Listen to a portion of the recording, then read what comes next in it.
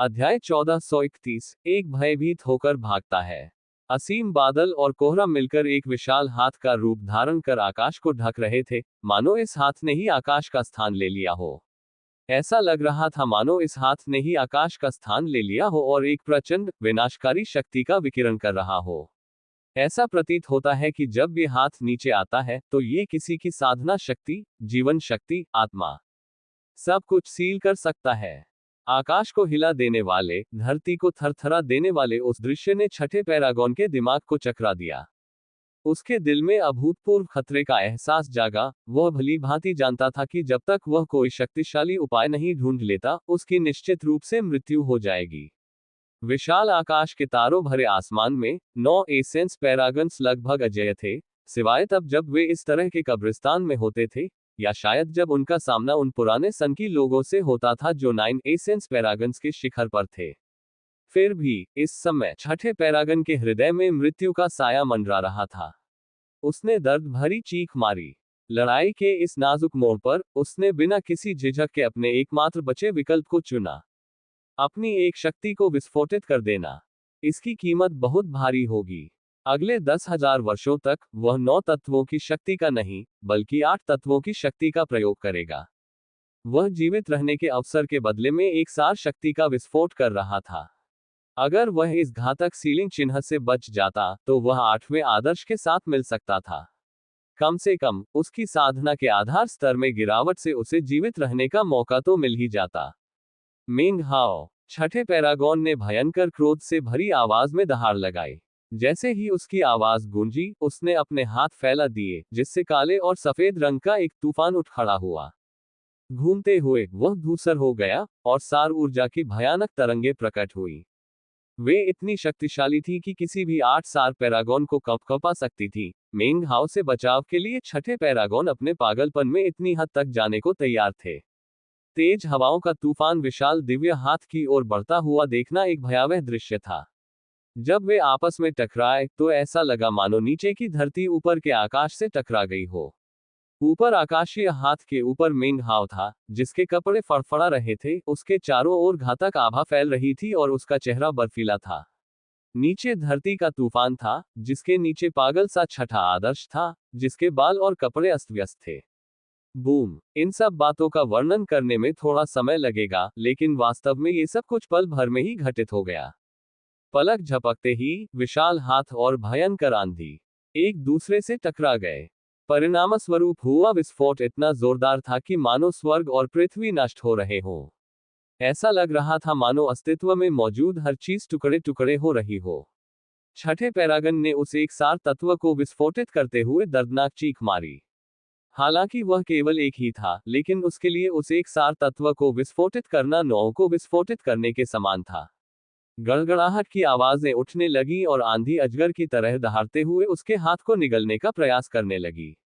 चाहे वह आंधी कितनी भी जोर से चीखती रही हो, मिंग हाओ के मुहरबंद चिन्ह को धारण करने वाला दिव्य हाथ लगातार नीचे की ओर धकेलता रहा।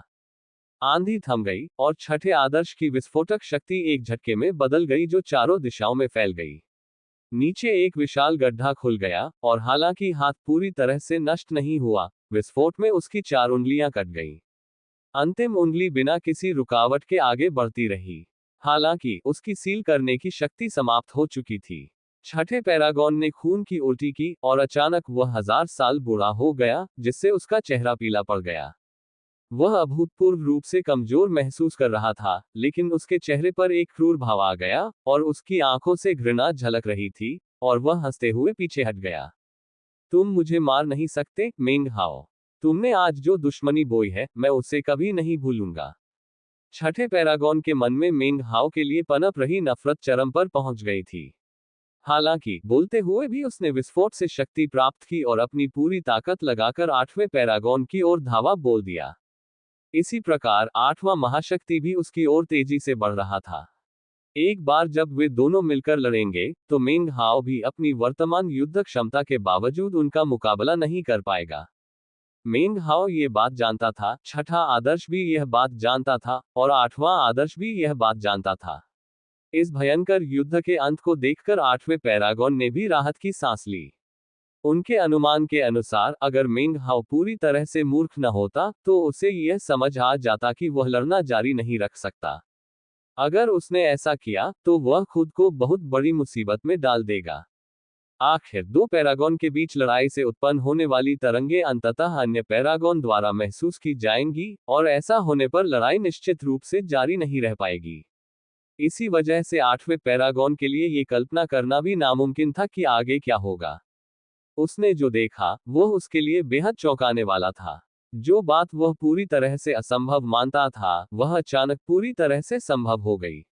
मेंग हाओ आकाश में मंडराता रहा और पीछे हटते हुए छठे पैरागॉन के साथ साथ आठवें पैरागॉन को भी ठंडी निगाहों से देखता रहा, जो दोनों ही पूरी गति से एक दूसरे की ओर दौड़ रहे थे। अगर मैं कहता हूं कि मैं तुम्हें मार डालूंगा तो मैं तुम्हें मार डालूंगा, उसने शांत और संयमित स्वर में कहा। उसके शब्द कुछ समय पहले छठे पैरागॉन से कहे गए उन शब्दों से काफी मिलते जुलते थे जिनमें उसने उस पर अपनी छाप छोड़ने की बात कही थी। जैसे ही उसकी आवाज गूंजी, छठे पैरागॉन का दिल उसके अंदर अजीब तरह से धड़कने लगा। उसी क्षण मेंग हाओ ने अपना दाहिना पैर उठाया और एक कदम आगे बढ़ाया। जैसे ही उसका पैर जमीन पर पड़ा, उसके चारों ओर समय का सार विस्फोटित हो उठा।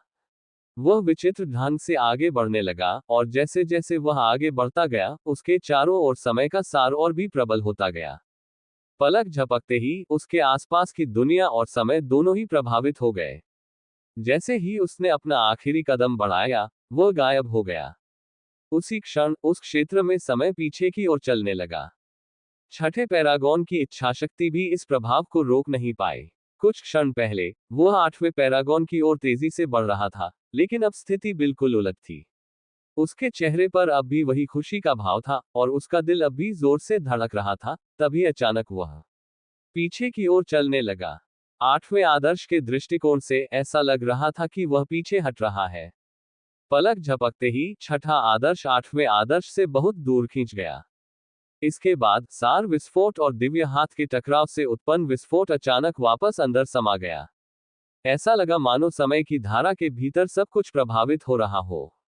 इसी क्षण अचानक मेंग हाओ छठे पैरागॉन के सामने प्रकट हो गया। ऐसा लग रहा था मानो मेंग हाओ समय में चलकर अपनी इच्छा अनुसार किसी भी बिंदु पर पहुंच सकता हो। यह दृश्य देखकर आठवें पैरागॉन अचानक वहीं रुक गया। सदमे से उसके सिर में झंझनाहट होने लगी और उसके दिमाग में गड़गड़ाहट जैसी आवाजें गूंजने लगी।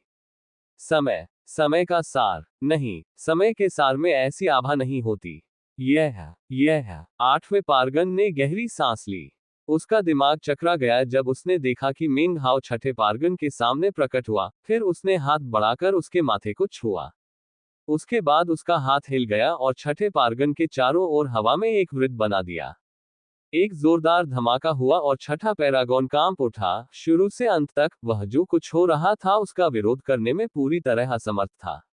ऐसा लग रहा था मानो उसने अपने ठीक सामने खड़े मेंग हाओ को देखा ही न हो। मेंग हाओ के हाथ से निकलने वाले प्रकाश के एक क्षेत्र ने उसे घेर लिया और उसने जरा भी प्रतिरोध नहीं किया। उसका शरीर, उसकी साधना शक्ति और उसकी आत्मा, सब कुछ सील हो गया। उसके बारे में सब कुछ सील हो गया। गड़गड़ाहट की आवाज सुनाई दी क्योंकि छठा आदर्श एक चित्र में परिवर्तित हो गया, जो तैरता हुआ मेंग हाओ की हथेली पर आ गिरा। मेंग हाओ ने चित्र को पकड़ लिया। उसके गाल थोड़े लाल हो गए थे, लेकिन उसकी आंखें बर्फीली ठंडी थीं। जब उसने मुड़कर आठवें आदर्श की ओर देखा, आठवें आदर्श का दिमाग चकरा रहा था और वह कांपने लगा। उसके चेहरे पर घोर अविश्वास का भाव छा गया और उसके भीतर दहशत फूट पड़ी। यह दाओसोस की आभा का अंश है, समय के दाओसोस के रूप में। आठवें पैरागन कांप उठा क्योंकि बर्फीली ठंड उसकी रीढ़ की हड्डी से होते हुए उसके पूरे शरीर में फैल गई। फिर वह चीखा और भाग गया। दरअसल यह व्यक्ति मेंग हाओ की शक्ति से भलीभांति परिचित था। कब्रिस्तान में प्रवेश करने से पहले ही छठे महापुरुष के साथ उसकी लड़ाई ने उसकी भयावहता को पूरी तरह से साबित कर दिया था। इसलिए आठवें महापुरुष की उसे नाराज करने की कोई इच्छा नहीं थी। हालांकि सुनहरे वस्त्रधारी युवक जिन युनशान के आदेशों के कारण उसके पास पुल पर मेंग हाओ पर हमला करने और उसे जान से मारने की कोशिश करने के अलावा कोई विकल्प नहीं बचा था। वह और बाकी सभी लोग मान चुके थे कि मेंग हाओ मर चुका है। आखिर कोई भी उस खाई में गिरकर बच नहीं सकता। भला वह ये कल्पना कैसे कर सकता था कि मेंग हाओ अभी भी जीवित होगा। छठे पैरागॉन से मदद का संदेश मिलते ही वह जितनी जल्दी हो सके वहां पहुंच गया। वहां पहुंचकर उसने एक ऐसा युद्ध देखा जो पूरी तरह से चौंका देने वाला था। फिर उसने मेंग हाओ को असंभव को संभव करते देखा। और उसने कुछ ऐसा भी देखा जो उसे यकीन था कि सार से परे था, अंतरिक्ष और समय का एक ऐसा मिश्रण जिसमें दाओसोस के गुणों का अंश झलक रहा था और जिसने एक भयानक सीलिंग चिन्ह बनाया। भागने की योजना बना रहे हो? मेंग हाओ ने शांत भाव से पूछा। उसके मुंह से ये शब्द निकलते ही आठवें पैरागन ने अपना दाहिना हाथ ऊपर उठाया और अपने सिर पर प्रहार किया। गड़गड़ाहट की आवाजें सुनाई दी और उसका शरीर सिकुड़ गया। भारी मात्रा में जीवन शक्ति बाहर निकली और उसने अपनी कुछ आयु भी खो दी, जिसके बदले उसे जबरदस्त गति मिली। पलक झपकते ही वह बहुत दूर जा पहुंचा। वह डरा हुआ था, बल्कि बेहद भयभीत था।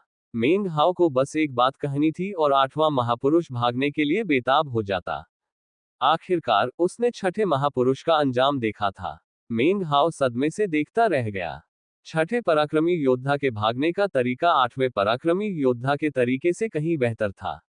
आठवां पराक्रमी योद्धा बिना किसी निशान के गायब हो गया था, और जाहिर है थोड़े समय में उसका पीछा करना संभव नहीं था। मेंग हाओ ने भौहें चढ़ाई। जाहिर है उसने आठवें आदर्श को इतना डरा दिया था कि वह भाग गया। खैर, कोई जल्दी नहीं है। मैं हिसाब किताब आराम से निपटा लूंगा। वो भाग सकता है, लेकिन मुझे पता है कि सब लोग कहां जा रहे हैं। कुछ देर बाद मेंग हाओ ने ठंडी सांस ली और फिर एक कदम आगे बढ़कर उस जगह की ओर चल पड़ा जिसे उसने विशाल क्षेत्र के बाहर देखा था। वह केंद्रीय क्षेत्र जहां सुनहरे वस्त्र पहने युवक और बाकी सब लोग इंतजार कर रहे थे। पर्वत और सागर लोक के विनाश को देखने के बाद मेंग हाओ और भी अधिक घृणा और प्रतिशोध की भावना से भर गया था। उसका हृदय द्वेष से भरा हुआ था और बदला लेने की प्यास उसके खून में जल रही थी। इसका मुख्य कारण ये था कि वह अपवित्र हो गया था, अमर से दानव में परिवर्तित हो गया था, और कुछ हद तक अतिवादी और यहां तक कि व्यामोहग्रस्त भी हो गया था। वर्तमान मेंग हाओ झाओ राज्य में दाकिंग पर्वत की चोटी पर खड़े युवा विद्वान से बिल्कुल अलग व्यक्ति थे। अब उसकी शर्म का कोई नामोनिशान नहीं था, केवल क्रूरता ही दिखाई दे रही थी। वह कम ही मुस्कुराता था और निर्मल हो गया था। उसकी दुनिया पर बहुत पहले ही एक घातक आभा छा चुकी थी। यह न तो उनकी इच्छा थी, न ही उनका मूल स्वभाव। लेकिन भाग्य ने अपना खेल खेला था, और जो कुछ उन्होंने अनुभव किया था, वह एक निर्दयी तलवार की तरह उन पर प्रहार करता हुआ उन्हें पूरी तरह से बदल दिया। छठे पैरागॉन को कैद करना तो बस शुरुआत थी। उसने अपने प्रति शत्रुता दिखाने वाले सभी लोगों का अंत करने की योजना बनाई थी। इसलिए वह आठवें पैरागॉन को बख्शने वाला नहीं था। भले ही उस व्यक्ति ने उस पर केवल एक बार हमला किया था, लेकिन मेंग हाओ के लिए एक बार ही काफी था। वह उसे ऐसा करने का दूसरा मौका नहीं देगा। मेंग हाओ की हत्या की सूची में एक और नाम सुनहरे वस्त्रधारी युवक जिन युनशान का था। हालांकि मेंग हाओ पूरी तरह से आश्वस्त नहीं था कि वह इस समय इतने बड़े स्तर के व्यक्ति पर हमला करने के योग्य है या नहीं, लेकिन इससे कोई फर्क नहीं पड़ता था। उसे इस बात की छानबीन करने का मन नहीं था कि घटनाएं इस तरह क्यों घटी। उसके लिए केवल एक ही बात महत्वपूर्ण थी, अगर तुम मुझसे पंगा नहीं लोगे, तो मैं भी तुमसे पंगा नहीं लूंगा। लेकिन अगर तुमने मुझसे पंगा लिया, तो मैं तुम्हें हमेशा के लिए मिटा दूंगा। तेज रोशनी की किरण में उड़ते हुए मेंग हाओ का चेहरा गंभीर था। उसकी गति इतनी तीव्र थी कि केवल बिजली कड़कने जैसी आवाज सुनाई दे रही थी। वह वास्तव में किरण के भीतर दिखाई नहीं दे रहा था, जो आगे बढ़ते हुए तीर की तरह लग रही थी। वह आकाश को चीरता हुआ तेजी से आगे बढ़ता गया, उसके गुजरने की आवाज चारों ओर गूंजती रही। अदृश्य झटके फैल गए, जिससे धरती कांप उठी और हवा विकृत हो गई। यह एक भव्य और अद्भुत दृश्य था। जैसे ही उसने आठवें पैरागॉन का पीछा किया, वह ये निर्धारित करने में सक्षम हो गया कि वह व्यक्ति निश्चित रूप से उसी दिशा में जा रहा था जिस दिशा में मेंग हाओ जाना चाहता था। कब्रिस्तान के इस पहले भूभाग के केंद्र की ओर। जैसे जैसे समय बीतता गया, मेंग हाओ की गति और तेज होती गई, और उसके गुजरने के प्रमाण दूर दूर तक दिखाई देने लगे। आठवां महापुरुष आगे था, बुरी तरह कांप रहा था। वह पूरी तरह भयभीत था और अपनी पूरी शक्ति का इस्तेमाल करते हुए पूरी रफ्तार से भाग रहा था। वह लगातार गुप्त जादू का प्रयोग कर रहा था, जिससे उसका शरीर सूख रहा था, लेकिन वह उसे पागल कर देने वाली गति से आगे बढ़ा रहा था। धिक्कार है, धिक्कार है, धिक्कार है। उसने मन ही मन कोसते हुए कहा। जो कुछ हुआ था, उस पर उसे बेहद पछतावा हो रहा था। उसने मेंग हाओ को उकसाया था। उसने कभी कल्पना भी नहीं की थी कि मेंग हाओ के पास दाओसोस की आभा का थोड़ा सा अंश भी होगा। भले ही वह अंश मात्र था, लेकिन नौ तत्व स्तर के किसी व्यक्ति के लिए वह अत्यंत खतरनाक शक्ति थी। वह मुझे मार डालेगा। यही विचार उस आदमी के दिमाग में बार बार घूम रहा था। मेंग हाओ उसे जान से मारने के लिए इतना बेताब था कि उसके पास भागने के अलावा कोई चारा नहीं था। उसने पीछे मुड़कर पलटवार करने की हिम्मत भी नहीं की। उसे अपनी जीवन शक्ति का इस्तेमाल करके तेजी से आगे बढ़ना था। उसकी एकमात्र उम्मीद संप्रदाय प्रमुख और जिन युनशान के ठिकाने तक पहुंचने की थी, जहां सभी को दोबारा मिलना था। अगर मेंग हाओ ने उस जगह पर उसे मारने की कोशिश की तो वहां मौजूद लोगों की संख्या को देखते हुए ये बेहद मुश्किल होगा। गड़गड़ाहट की आवाज सुनाई दी क्योंकि आठवें पैरागन ने अपनी जीभ काट ली, कुछ खून थूका और एक बार फिर गति बढ़ा दी। उसके पीछे मेंग हाओ था, जिसका चेहरा बर्फीला था और वह लगातार उसका पीछा कर रहा था। ऐसा नहीं था कि आठवें पैरागॉन ने जेड स्लिप के जरिए संकट के संकेत भेजने की कोशिश करना भूल गए थे। उन्होंने कोशिश की थी, लेकिन उन्हें जल्द ही एहसास हो गया कि ऐसे संदेश भेजना मानो किसी बैल की पत्थर की मूर्ति को समुद्र में फेंकना था। कभी कोई जवाब नहीं आया। उसका हृदय कड़वाहट और भय से भरा हुआ था। कुछ ही पल बाद उसके चारों ओर बिजली कड़की। चीखते हुए वह बिजली के बीच से गुजरा और दूसरी तरफ खून की उल्टी करते हुए निकला। पीछे मुड़े बिना वह आगे बढ़ता रहा। कुछ ही क्षणों बाद मेंग हाओ प्रकट हुआ। उसने बिजली को इकट्ठा किया और अपने शिकार का पीछा करते हुए उसके चेहरे पर एक ठंडी मुस्कान थी। समय धीरे धीरे बीतता गया। शिकारी और शिकार धीरे धीरे मध्य क्षेत्र के करीब आते गए। पहले भूभाग के मध्य में एक प्राचीन वेदी थी, जिसकी ऊंचाई लगभग 30,000 मीटर थी। इसके चारों कोनों पर भयंकर ड्रैगन की नक्काशी की गई थी, और ये लगभग एक पैगोडा की तरह दिखती थी, जो आकाश में बहुत ऊपर तक फैली हुई थी। इसका रंग घोर काला था और इससे प्राचीन युग का आभास होता था। ऐसा लगता था मानो यह अनगिनत वर्षों से समय की धारा में विद्यमान रहा हो। वेदी से तरंगें निकलकर आकाश और पृथ्वी में विलीन हो रही थीं, जिससे ऐसा प्रतीत होता था मानो यह उस संपूर्ण भूभाग का हिस्सा हो जिस पर यह स्थित है, और फिर भी किसी प्रकार स्वयं कब्रिस्तान के साथ सामंजस्य स्थापित कर रही हो। विशाल विस्तार विद्यालय के लोग काले वेदी के चारों ओर विभिन्न स्थानों पर स्थित थे और उसे उत्सुकता से देख रहे थे। वेदी पर ही 3 लोग पालथी मारकर बैठे थे। उनमें से एक सुनहरे वस्त्र पहने युवक जिन युनशान था। दूसरा व्यक्ति दुबला पतला और पीला पड़ा हुआ था, चारों ओर उड़ती रेत की एक परत से घिरा हुआ था जिसके कारण उसे स्पष्ट रूप से देखना मुश्किल था। वह कोई और नहीं बल्कि शाजियुदोंग था।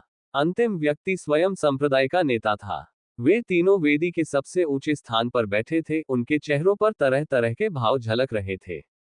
कभी वे आनंद से झूम उठते, तो कभी भ्रमित। कभी कभी वे कांप भी जाते। धीरे धीरे उन सभी के भीतर दाओसोज आभा के छोटे छोटे अंश बनने लगे थे। वास्ट एक्सपेंस स्कूल के अन्य साधक चल रही घटनाओं पर चर्चा कर रहे थे। प्राचीन अभिलेखों के अनुसार इस कब्रिस्तान में 9 भूभाग हैं, जिनमें से प्रत्येक पर एक पारलौकिक वेदी है। जो भी साधक उस वेदी पर ज्ञान प्राप्ति का प्रयास करता है, वह पारलौकिक अवस्था के मार्ग को समझना शुरू कर सकता है। वे रिकॉर्ड बिल्कुल सही थे। संप्रदाय के प्रमुख, साथ ही दाओवादियों शाह और जिन के साथ सबसे पहले वेदी पर चढ़े। वे 5 दिनों से कहीं अधिक समय से ज्ञान प्राप्ति की खोज में लगे हुए हैं। उस दौरान उन पर दाओसोस की आभा धीरे धीरे मजबूत होती गई। इस जगह में निश्चित रूप से मोक्ष प्राप्त करने की विधि मौजूद है। प्राचीन ग्रंथों में लिखा है कि कब्रिस्तान के 9 भूभागों में से प्रत्येक में स्थित वेदी मोक्ष प्राप्ति की संभावना को 10% तक बढ़ा सकती है। यदि आप सभी विभिन्न भूभागों की वेदियों को एक साथ जोड़ दें, तो क्या इसका अर्थ यह नहीं है कि यदि आप सभी 9 भूभागों में ज्ञान प्राप्त कर लें, तो आपके सफलतापूर्वक मोक्ष प्राप्त करने और दाओसोस क्षेत्र में प्रवेश करने की संभावना 90% हो जाएगी। विशाल विस्तार विद्यालय के सभी छात्र वेदी के बाहर उत्साह से चमकते हुए खड़े थे। वे इस स्थान पर केवल इसी कारण से आए थे, मोक्ष। अधिक सटीक रूप से कहें तो मोक्ष प्राप्त करने की विधि कब्रिस्तान के भीतर स्थित 9 वेदियों के माध्यम से थी। इसी समय जब संप्रदाय प्रमुख और अन्य 2 शीर्ष 9 तत्व विशेषज्ञ ज्ञान प्राप्ति की प्रक्रिया में थे, और उनकी दावसोज आभा अधिक स्पष्ट और मजबूत होती जा रही थी, तभी दूर से एक प्रकाश की किरण प्रकट हुई, जो उन्मादपूर्ण गति से उस क्षेत्र की ओर बढ़ने लगी। उसी समय एक हताश आवाज गूंजी, मेरी मदद करो, साथी दाववादियों, कृपया मेरी मदद करो। आवाज बेबस और कमजोर लग रही थी। गौर से देखने पर आठवें परमपिता को साफ देखा जा सकता था। उनके बाल बिखरे हुए थे, शरीर दुबला पतला और मुरझाया हुआ था। उनकी आंखें लाल थीं, और मदद के लिए चीखते हुए उनकी आभा अस्थिर थी। उनकी आवाज ने पूरे इलाके का माहौल पूरी तरह से बिगाड़ दिया। वास्ट एक्सपेंस स्कूल के सभी लोग मुड़कर देखने लगे, और जब उन्होंने देखा कि आठवां पैरागॉन उनकी ओर आ रहा है, तो उनके चेहरे कांप उठे। इस तरह की प्रतिक्रिया का कारण केवल आठवें आदर्श की दयनीय स्थिति ही नहीं थी, बल्कि कुछ और भी था, कुछ चौंकाने वाला जो तुरंत ध्यान देने योग्य नहीं था।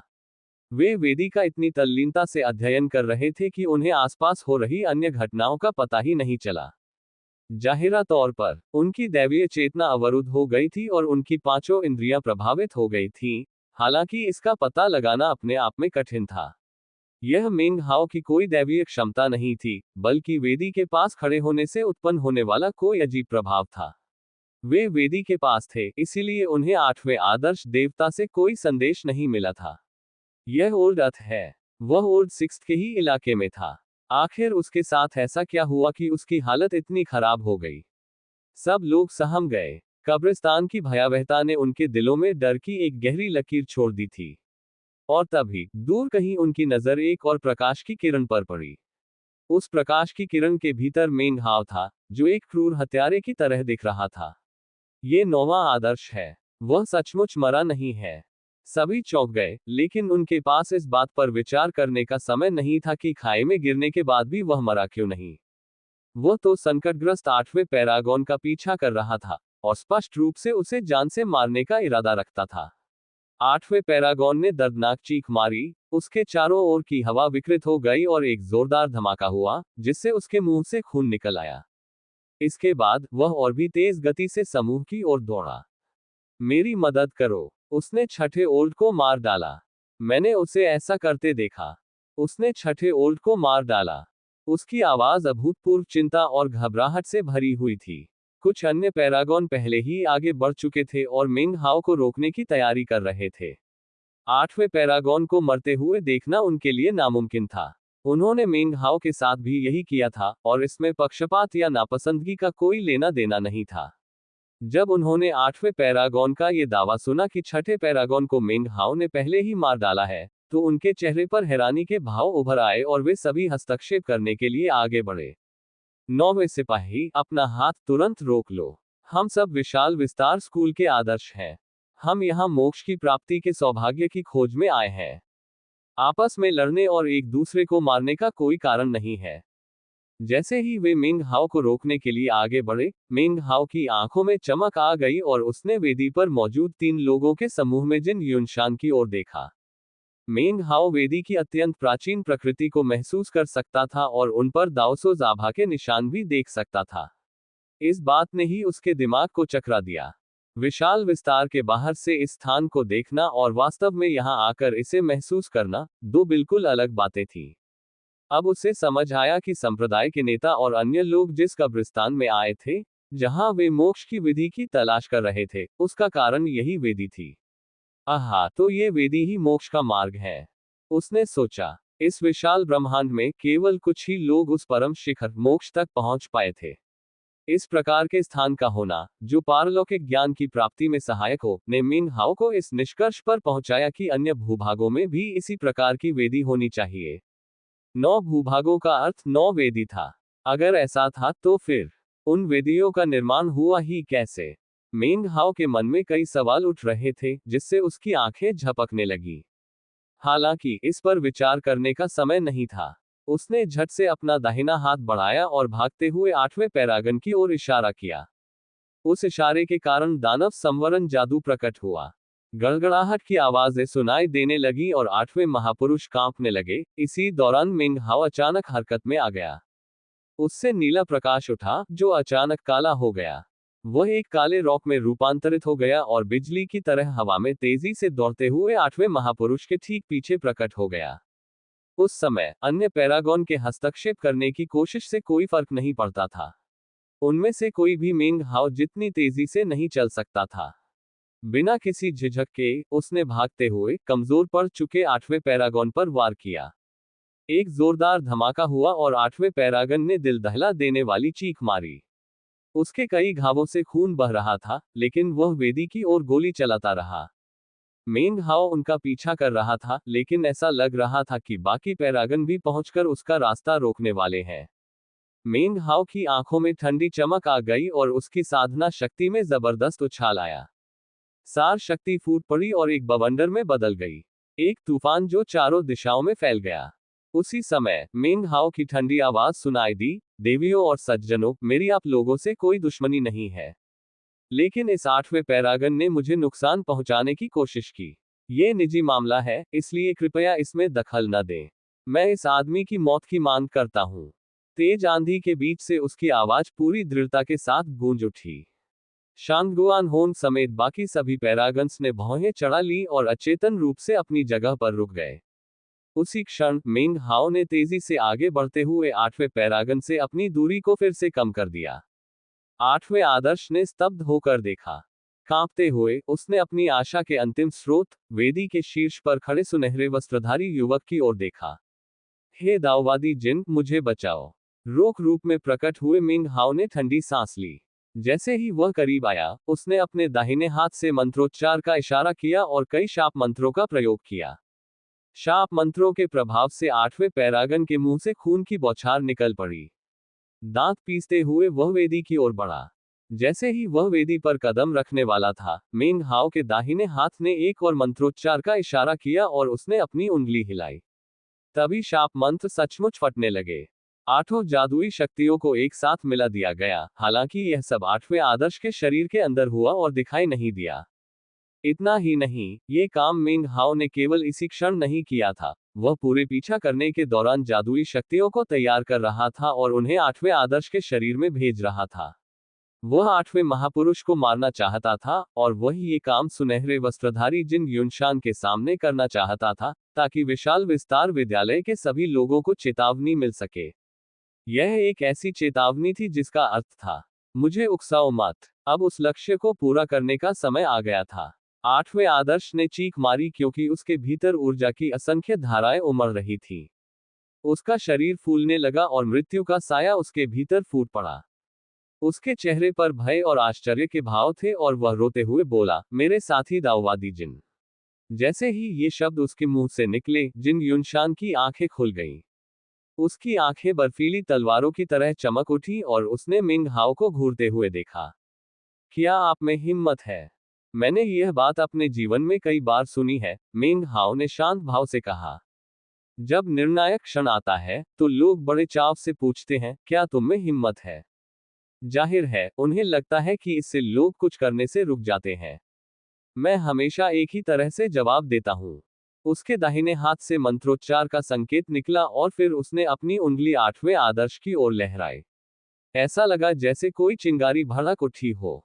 गड़गड़ाहट की आवाजें गूंज उठी और 8वें आदर्श का शरीर और भी बड़ा हो गया, और फिर एक जोरदार धमाके के साथ फट गया। खून और मांस के टुकड़े चारों ओर बिखर गए, मानो बारिश की तरह वेदी पर बरस रहे हो। संप्रदाय के नेता को तो कुछ नहीं छू पाए, लेकिन शा जिउदोग और जिन युनशान पर बुरी तरह गिर पड़े। जिन युनशान का चेहरा बेहद गंभीर था, वह मेंग हाओ को घूर रहा था और उसकी आंखों में हत्या का इरादा उमड़ रहा था। तुम इसे दोबारा क्यों नहीं कहते? मेंग हाओ हवा में मंडराते हुए जिन युनशान को ठंडी निगाहों से देख रहा था। सच तो यह है कि 8वें महारथी का इतनी आसानी से गिरना सिर्फ इसलिए संभव हुआ क्योंकि लंबे पीछा करने से मेंग हाओ को तैयारी करने का भरपूर समय मिल गया था। नतीजा ये हुआ कि उसने उसे जल्दी और कुशलता से मार गिराया। मेंग हाओ ने कहा था कि वह उसे मार डालेगा, और फिर उसने तुरंत ऐसा कर दिखाया। ये सब इसलिए हुआ क्योंकि उसने धीरे धीरे अपनी जादुई शक्तियों को उस आदमी के अंदर समाहित कर दिया था, जिसके परिणामस्वरूप वह अंतिम चौंकाने वाला दृश्य सामने आया। सन्नाटा छा गया। शांगुआन होंग और अन्य पैरागन चुपचाप देख रहे थे, उनकी आंखों में मिश्रित भाव झलक रहे थे। अभी अभी मेंग हाओ ने न केवल अपने शब्दों से, बल्कि अपने कार्यों से भी सबको समझा दिया था कि दबंग होने का असल मतलब क्या होता है। जिन युनशान अचानक बेहद भयावह ढंग से हंस पड़ा। उसकी हंसी की गूंज दूर तक सुनाई दी और वह धीरे धीरे खड़ा हो गया। उसकी आंखें और भी ठंडी होती गईं जब उसने मिंग हाओ को घूर कर देखा। तुमने छठे और आठवें पैरागॉन को मार डाला, तो अब मुझे मारना चाहते हो? आकाश में रंग चमक उठे और एक जबरदस्त हवा चलने लगी। सब कुछ मुड़ गया और विकृत हो गया, मानो 5000 किलोमीटर का एक विशाल तूफान आ खड़ा हुआ हो। वास्ट एक्सपेंस स्कूल के सभी लोगों के चेहरे पर गंभीर भाव थे और वे धीरे धीरे पीछे हटते जा रहे थे, क्रोधित जिन युनशान के करीब जाने की हिम्मत नहीं कर रहे थे। वे सभी इस बात से अवगत थे कि यद्यपि जिन युनशान एक युवक की तरह दिखता था, वास्तव में उसने युगों युगों तक साधना का अभ्यास किया था, और वास्तव में वह संप्रदाय के नेता के लगभग बराबर स्तर पर था। उसका स्वभाव अस्थिर था और उसे अचानक बहुत गुस्सा आता था, और वह बेहद क्रूर था। वह जितना जोर से हंसता था, उतना ही ज्यादा क्रोधित होता था। मुझे बिल्कुल यही चाहिए, मेंग हाओ ने शांत भाव से कहा। जब जिन युनशान ने मेंग हाओ का जवाब सुना, तो उसे लगा मानो उसने दुनिया का सबसे मजेदार चुटकुला सुना हो। वह सिर पीछे करके जोर से हंसने लगा। उसी समय आकाश में बिजली कड़कने लगी और गरजने की आवाज गूंजी। जिन युनशान अचानक आगे बढ़ा और धुंधली सी छवि बनकर गायब हो गया।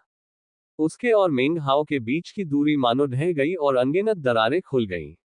जिन युनशान इतनी तेजी से आगे बढ़ा कि मानो हवा उसकी गति को सहन नहीं कर पाए और नष्ट हो गई। पलक झपकते ही वह सीधे मेंग हाओ के सामने पहुंच गया। तुम तो बस एक बेघर आवारा कुत्ते हो और मेरी लड़ाई के लिए मुझे चुनौती देने की हिम्मत करते हो। जिन युनशान ने हाथ बढ़ाकर मेंग हाओ की छाती की ओर उंगली मारी। उनकी उंगली से तुरंत ही 9 तत्वों की चरम साधना शक्ति का विस्फोट हुआ।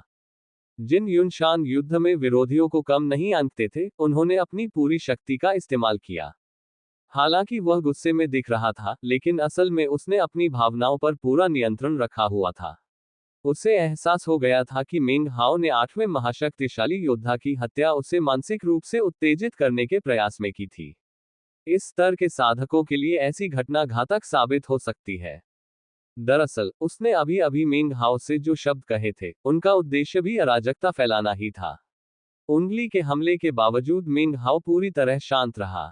उसने अपना दाहिना हाथ आगे बढ़ाया और अपनी आस्तीन लहराई, जिससे दिव्य ज्वाला का सार फूट पड़ा। साथ ही शाप देने की शक्ति और उसके शारीरिक बल का भी संयोजन हुआ।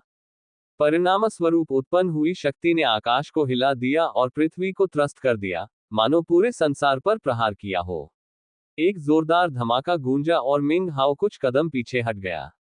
जैसे ही उसने ऊपर देखा, जिन युनशान की आंखों में घातक इरादा झलक रहा था और वह एक और हमले के लिए आगे बढ़ गया।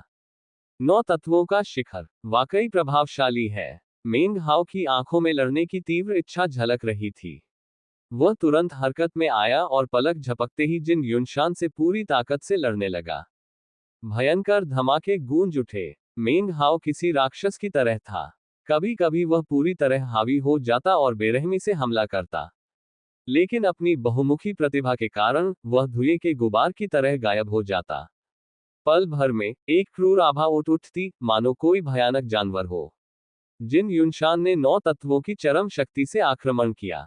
हालांकि उन्होंने किसी असाधारण दिव्य क्षमता का प्रयोग नहीं किया, फिर भी उनकी साधना शक्ति और शारीरिक क्षमता, वास्तव में उनका सब कुछ, उनके उच्चतम स्तर पर था। ये सब मिलकर उन्हें ऐसे आक्रमण करने में सक्षम बनाता था जो आकाश और पृथ्वी को हिला सकते थे। पलक झपकते ही दोनों ने इतने वार किए कि गिनती करना नामुमकिन था। मेंग हाओ के मुंह से खून बह रहा था और वह पीछे गिर पड़ा। जिन युनशान का चेहरा पीला पड़ गया था और वह मेंग हाओ को घूर रहा था। उसकी आंखों में हत्या का भाव और भी तीव्र हो गया था। जाहिर तौर पर मेंग हाओ की युद्ध क्षमता देखकर उसे ज्यादा हैरानी नहीं हुई। उसके लिए ये स्वाभाविक ही था कि मेंग हाओ साधारण 9 एसेंस स्तर से कहीं ऊपर होगा, क्योंकि वह छठे और 8वें पैरागॉन को मार चुका था। तुम खुद को जरूरत से ज्यादा समझते हो, उसने ठंडी सी आवाज में कहा। उसके दाहिने हाथ के इशारे से उसके चेहरे पर जानलेवा भाव झलक रहे थे। जवाब में असीम सुनहरी रोशनी चमकी और अनगिनत नुकीले सुनहरे कांटे निकल आए। ध्यान से देखने पर पता चला कि वे कांटे नहीं, बल्कि सुनहरी रोशनी की किरणें थीं। पलक झपकते ही जिन युनशान ने अपने चारों ओर एक सुनहरा सूर्य प्रकट कर दिया, जो पल पल विशाल और भव्य होता चला गया। सब कुछ जोर से कांपने लगा, ऐसा लग रहा था मानो इस सूर्य ने पूरी दुनिया के सूर्य को ही विस्थापित कर दिया हो। स्वर्ण सूर्य का दाव, परम दिव्य शक्ति का जादू। जिन युनशान ने अपनी भुजाएं फैला दी, जिससे स्वर्ग और पृथ्वी की अपार ऊर्जा, साथ ही विशाल विस्तार की आभा, उसकी ओर उमड़ पड़ी। उसकी ऊर्जा तेजी से बढ़ी, और विशाल विस्तार से आए समूह के चेहरों पर गंभीर भाव दिखाई दिए, क्योंकि वे एक बार फिर पीछे हट गए, क्योंकि वे प्रदर्शित शक्ति में फंसना नहीं चाहते थे। जैसे ही वे पीछे हटे, जिन युनशान ने दोनों हाथों से मंत्रोच्चार का इशारा किया और उन्हें जोर से आगे बढ़ाया। गड़गड़ाहट की आवाजें गूंज उठी और सुनहरा सूरज मुड़ने और विकृत होने लगा, मानो एक अंतहीन सुनहरी उड़ती तलवारों के बादल में बदल गया। तलवारों की संख्या गिनना लगभग नामुमकिन लग रहा था, और वहां मौजूद हर कोई उस दृश्य को देखकर सदमे से कांप उठा। 9 एसेंस पैरागन ने थोड़ी कम नाटकीय प्रतिक्रिया दी, लेकिन 8 एसेंस पैरागन तो होनफने ही वाले थे। देखने से तो ऐसा लग रहा था कि उनकी संख्या करोड़ों में थी। करोड़ों सुनहरी उड़ने वाली तलवारें निकली और हवा में घूमते हुए सूर्य जैसी आकृतियां बनाने लगी। जिन युनशान के चेहरे पर एक ठंडी मुस्कान दिखाई दी, जैसे ही उसने अपनी बाहें फैलाई और करोड़ों उड़ती हुई तलवारें हवा में उछाल दी। फिर उसने अपने हाथ नीचे किए और मेंग हाओ की ओर उंगली उठाई। उड़ती हुई तलवारें जोर से कांपने लगी, जिनकी आवाज एक भयानक ध्वनि तरंग में विलीन हो गई, जिससे सब कुछ हिल गया और तलवारें सीधे मेंग हाओ की ओर बढ़ी। ऐसा लग रहा था मानो पूरा आकाश उड़ती हुई तलवारों से भरा हो। अंतहीन तलवारें और तलवारों की रोशनी मेंग हाओ पर बरस रही थी, मानो उसे टुकड़े टुकड़े कर देंगी। मेंग हाओ के भीतर संकट का आभास मंडरा रहा था, लेकिन ये कोई आश्चर्य की बात नहीं थी। वास्तव में, इसने उसकी आंखों में युद्ध की इच्छा को और भी तीव्र कर दिया। वह लड़ना चाहता था, किसी अत्यंत शक्तिशाली व्यक्ति से लड़ना चाहता था, कई शक्तिशाली लोगों से लड़ना चाहता था। इसी तरह वह स्वयं को रूपांतरित करेगा। लगभग उसी क्षण जब करोड़ों उड़ती हुई तलवारें उस पर टूट पड़ी, मेंग हाओ के चारों ओर नीली रोशनी फैल गई, जो फिर काली हो गई। वह गायब हो गया, और जब वह फिर से प्रकट हुआ, तो वह एक विशालकाय काला रॉक बन चुका था। रॉक पक्षी तेजी से बड़ा होता चला गया। 300 मीटर, 3000 मीटर, 30,000 मीटर। पलक झपकते ही मेंग हाओ 30,000 मीटर से भी ज्यादा लंबा एक विशालकाय काला रॉक पक्षी बन गया। फिर एक तीखी चीख सुनाई दी और उसके शरीर से सारे पंख झड़कर हवा में उड़ गए। हालांकि उनकी संख्या करोड़ों में नहीं थी, लेकिन कम से कम 10 लाख तो थे ही। लाखों पंख हवा में घूमने लगे, एक ऐसे तूफान में बदल गए जो सैकड़ों लाखों उड़ती हुई तलवारों से टकराने के लिए फैल गया। जब वे आपस में टकराए, तो परिणामस्वरूप उत्पन्न गर्जना से आकाश फट गया और धरती चकनाचूर हो गई। रॉक पक्षी के पंख तूफानी समुद्र में नावों की तरह थे, जो उड़ती हुई तलवारों से लगातार टकरा रहे थे। हालांकि जैसे ही पंखों का वह बवंडर थमने लगा, मेंग हाओ ने एक जोरदार दहाड़ लगाई, जिससे उसकी कुछ जीवन शक्ति का प्रवाह उन पंखों में समा गया। शोक मृत्यु, दिव्य संवर्धन। यह एक दिव्य क्षमता थी जो उसने शुई डोंगलियू से उसकी सौभाग्य शक्ति को अवशोषित करते समय प्राप्त की थी। 1. संक्षेप में, शुई डोंगलियू का आधा भाग शोक मृत्यु आत्मा था, जो शैतान से विनती करने से उत्पन्न होने वाला एक प्रकार का प्राणी है। यह उस प्रकार की दैवीय क्षमता नहीं थी जिससे घातक हमला किया जा सके। इसके बजाय, इसने उसे अपनी दैवीय चेतना को 10 लाख भागों में विभाजित करने की अनुमति दी, जिनमें से प्रत्येक भाग एक पंख में समाहित हो गया। पलक झपकते ही लाखों पंख कांप उठे और फिर अचानक फैल गए। रॉक पक्षियों के सिर उगाए, और फिर वे विशालकाय रॉक पक्षियों में बदल गए। प्रत्येक पंख रूपांतरित हो गया, जिससे आकाश लाखों विशालकाय चट्टानों से भर गया। पिछला तूफान आकार में 1000 गुना बढ़ गया, जिससे आकाश पूरी तरह से ढक गया। करोड़ों उड़ती हुई तलवारें गड़गड़ाहट के साथ रॉक्स से टकराईं। आसमान कांप उठा जब तलवारों और रॉक्स के बीच एक भव्य युद्ध शुरू हुआ। इस दिव्य क्षमताओं के प्रदर्शन को शब्दों में बयां करना कितना मुश्किल था। उड़ने वाली तलवारों के पास संख्या का स्पष्ट लाभ था, लेकिन रॉक्स की अविश्वसनीय शक्ति ने यह सुनिश्चित कर दिया कि उनमें से केवल एक को गिराने के लिए सैकड़ों उड़ने वाली तलवारों की आवश्यकता थी। आसमान में भीषण गड़गड़ाहट गूंज उठी, मानो कोई युद्ध चल रहा हो। तबाही के बीच ही अचानक मेंग हाओ प्रकट हुआ, उसके कई घावों से खून बह रहा था, लेकिन उसके चेहरे पर क्रूरता का भाव था। उसने अचानक अपना हाथ ऊपर उठाया और एक चित्र प्रकट हो गया। ये वही चित्र था जिसे उसने छठे आदर्श को सील करते समय बनाया था। बिना किसी झिझक के मेंग हाओ ने उस चित्र को बीच से फाड़ दिया। परिणामस्वरूप जो प्रकट हुआ वो छठा पराक्रमी नहीं, बल्कि उसकी जीवन शक्ति, उसकी साधना शक्ति, उसका सार और उसकी आत्मा थी। छठे पराक्रमी का सब कुछ उड़कर असंख्य रोकों में समा गया, और अचानक जोरदार धमाके हुए और दुनिया कांप उठी। विशाल विस्तार विद्यालय के सभी समूह ने गहरी सांस ली। युद्ध शुरू होने के बाद से ये सबसे तेज आवाज थी जो गूंजी थी। रोक ढह गए, और करोड़ों उड़ती हुई तलवारें चकनाचूर हो गईं। उसी समय एक भीषण भूकंपीय लहर उठी जो पूरी सृष्टि में फैल गई। बिजली के झटके से मेंग हाओ पीछे की ओर गिर पड़ा। खून की उल्टी करते हुए उसका चेहरा पीला पड़ गया। हालांकि उसकी आंखें पहले से कहीं ज्यादा चमक रही थी जब उसने जिन युनशान को घूरा, जिसके चेहरे पर खून के धब्बे थे और मुंह के कोनों से खून रिस रहा था। जिन युनशान पूरी तरह से हिल गया था। हालांकि वह हमेशा से जानता था कि मेंग हाओ की युद्ध क्षमता अविश्वसनीय थी। उसने कभी कल्पना नहीं की थी कि वह इतना शक्तिशाली होगा, या वह इतनी अच्छी लड़ाई लड़ पाएगा। आखिरकार जिन युनशान न केवल 9 तत्व स्तर के शिखर पर था, बल्कि वह महान मंडल में था, जिसका अर्थ था कि उसकी साधना शक्ति और युद्ध कौशल ऐसे थे कि वह अन्य सभी 9 तत्व साधकों को कुचल सकता था। वह तो हिल ही गया था, लेकिन वास्ट एक्सपेंस स्कूल के सभी लोग अचंभित रह गए थे। क्या ये किसी नए ऋषि का राज्याभिषेक होने वाला है? विशाल ग्रह पर 9 तत्वों के केवल 4 ही विशेषज्ञ हैं, और फिर भी 9वां आदर्श जिन युनशान के खिलाफ लड़ रहा है। मैं भी उस परम दिव्य जादू, करोड़ों तलवारों का सामना नहीं कर पाता। जब सब लोग आश्चर्य से स्तब्ध थे, तभी जिन युनशान ने अपना सिर पीछे करके ठहाका लगाया। वह हंसी निर्मम और क्रूरतापूर्ण थी, और उसमें तीव्र हत्या का इरादा भरा हुआ था, जिससे एक भयावह खूनी आभा उत्पन्न हुई। इन सभी वर्षों में तुम पहले ऐसे व्यक्ति हो जो 9 तत्वों के शिखर स्तर पर नहीं हो, और जिसने मुझे अपनी दूसरी दिव्य शक्ति का उपयोग करने के लिए मजबूर किया है। मेंग हाओ, तुम मुस्कुराते हुए मर सकते हो। जिन युनशान की आंखों से सुनहरी रोशनी निकलने लगी। उसने अपने हाथ हवा में उठाए, जिससे एक भयानक अवर्णनीय शक्ति उसके भीतर से निकलने लगी। उस विनाशकारी शक्ति में एक भयावह आभा समाहित थी, और यदि आप ध्यान से देखते तो आपको पता चलता कि वह अपनी सारी साधना शक्ति अपने हाथों में लगा रहा था। उसके हाथ धीरे धीरे सुनहरे होते जा रहे थे, मानो वे किसी साधक के हाथ न होकर वास्तव में शुद्ध सोने के बने हो। ये दिव्य शक्ति मैंने वर्षों पहले अमरदेव महाद्वीप से प्राप्त की थी। इसे कहते हैं स्वर्ग चीरना। इतना कहकर उसने मेंग हाओ की ओर हाथ बढ़ाया और चीरने का इशारा किया।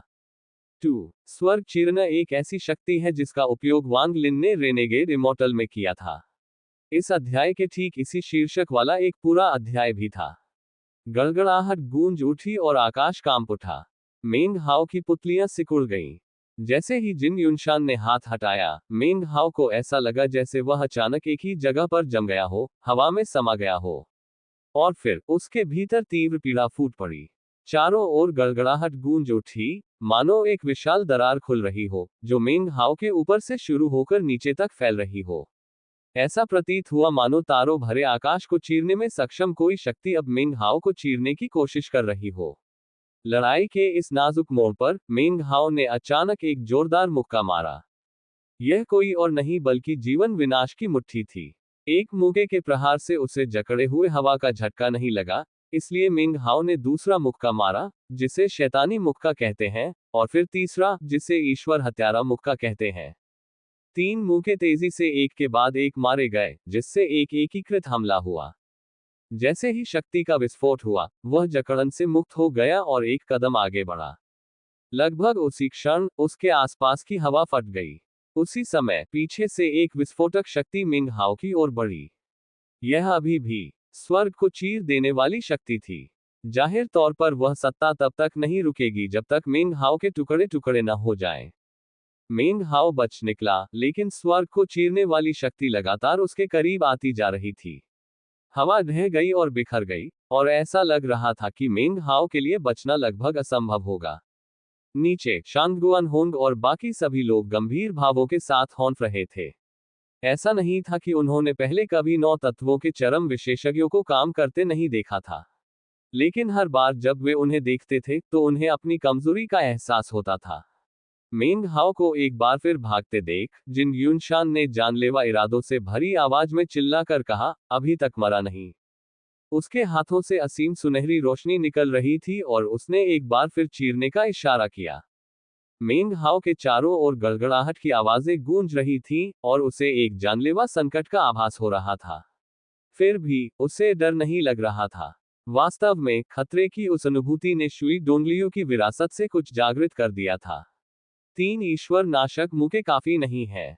मुझे चौथे मुके की जरूरत है और शायद 5वें की भी। मेंग हाओ के दिमाग में अनगिनत विचार उमड़ रहे थे और उसी समय उसकी आंखों में भविष्य की एक झलक दिखाई दे रही थी। पहला मुक्का जीवन का नाश है। दूसरा मुक्का आत्मदाह है। तीसरा मुक्का ईश्वर का वध है। तो फिर चौथा मुक्का शैतान का वध होना चाहिए। शैतान अंधेरी रात की तरह होते हैं। शैतान नाशक मुट्ठी अंधकार को दूर भगाने के समान है।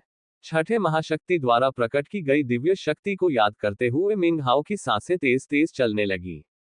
बीते वर्षों के ज्ञान और शुई डोंगलियू की विरासत से मिली एक जादुई तकनीक के संयोजन से धीरे धीरे उसके मन में एक विचार की रूपरेखा बनने लगी।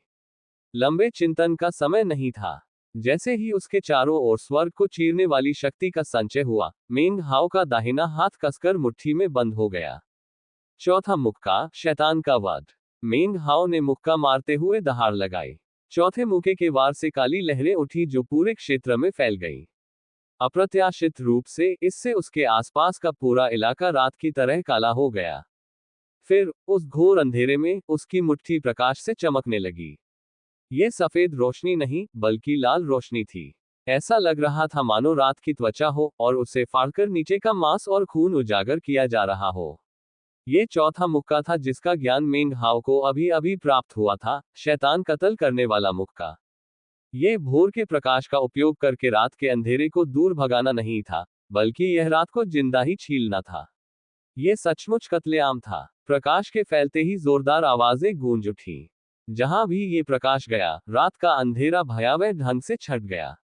वह ढह गया, और यहां तक कि जिन यूनशान की स्वर्ग को चीरने वाली जादुई शक्ति भी पूरी तरह नष्ट हो गई। मेंग हाओ का चौथा मुक्का जिन यूनशान पर पड़ा, और जिस सुनहरी रोशनी ने उसकी शक्ति को पोषित किया था, वह भी छट गई। तेज धमाकों की आवाज गूंज उठी और जिन यूनशान ने दर्द भरी चीख मारी। उसके हाथ कांप रहे थे और मुंह के कोनों से खून रिस रहा था। वह अनजाने में पीछे हट गया। जब उसने मेंग हाओ की तरफ देखा तो उसकी आंखों में अविश्वास झलक रहा था। ये कैसी दिव्य शक्ति है! विस्मय से उसका हृदय भर गया। स्वर्ग को चीरने की उसकी क्षमता उसके तुरुप के पत्तों में से एक थी, जिसे आमतौर पर लोग कभी तोड़ नहीं सकते थे। वास्तव में ऐसा पहली बार हुआ था। पहले कुछ लोग अपनी ताकत के बल पर इसे पार कर लेते थे, लेकिन ये कोई ऐसा व्यक्ति था जो इसे मूलभूत स्तर पर तोड़ रहा था। जिन यूनशान के पीछे हटते ही मेंग हाओ घोर अंधेरे से बाहर निकला और पहले से कहीं अधिक लड़ने के लिए बेताब दिख रहा था। उसकी आंखें लाल रोशनी से चमक रही थी और वह आगे बढ़ा, जिससे हवा में जोरदार धमाके गूंज उठे। तुम्हारे पास अपनी दिव्य शक्तियों का मौका था। अब मेरी बारी है। इतना कहकर उसने अपनी उंगली सीधे जिन यूनशान की ओर उठाए और दानव सीलरों के संघ की शाप शक्ति का प्रयोग किया। यह कोई और नहीं बल्कि 8वां शाप था। पल भर में अंतरिक्ष को पूरी तरह से बंद कर दिया गया, जिससे जिन यूनशान का चेहरा उतर गया और उसके भीतर एक आसन्न संकट की अनुभूति होने लगी। जिन यूनशान ने एक पल भी संकोच नहीं किया। उसकी आंखें चमक उठी और उसने अपनी जीभ काटकर मुंह भर खून थूक दिया। खून हवा में उड़ते ही खून के रंग के एक मोहर में बदल गया, जो ऊपर जाकर उसके माथे पर जा लगा। गड़गड़ाहट सुनाई दी और एक ऐसी आभा प्रकट हुई जो आकाश और पृथ्वी को हिला सकती थी। जिन यूनशान से निकलते ही यह अनगिनत बिजली की लपटों में तब्दील हो गई, जिनमें से प्रत्येक सुनहरे रंग की थी। ये स्वर्णिम आपदा से उत्पन्न स्वर्णिम बिजली के बोल्ट थे। उसी समय प्राचीन दिखने वाले रक्तमय रंग के प्रतीक से कंपन उत्पन्न होने लगे। ये कंपन ऐसे प्रतीत हो रहे थे मानो उनमें अनगिनत वर्षों का समय समाहित हो, मानो ये प्रतीक समय की शुरुआत से पहले से अस्तित्व में था। कंपन इतने शक्तिशाली थे कि कब्रिस्तान के बाहर का विशाल क्षेत्र भी कांपने लगा। उसी समय बादल नीचे उतरने लगे। कब्रिस्तान के बाहर बादल उमड़ रहे थे, उग्र उबलते बादल जो साथ ही साथ कब्रिस्तान की ओर नीचे की ओर सिकुड़ रहे थे। पलक झपकते ही वे बादल उन सभी अदृश्य बाधाओं को भेदते हुए प्रकट हुए जिन्होंने कब्रिस्तान को छिपा रखा था।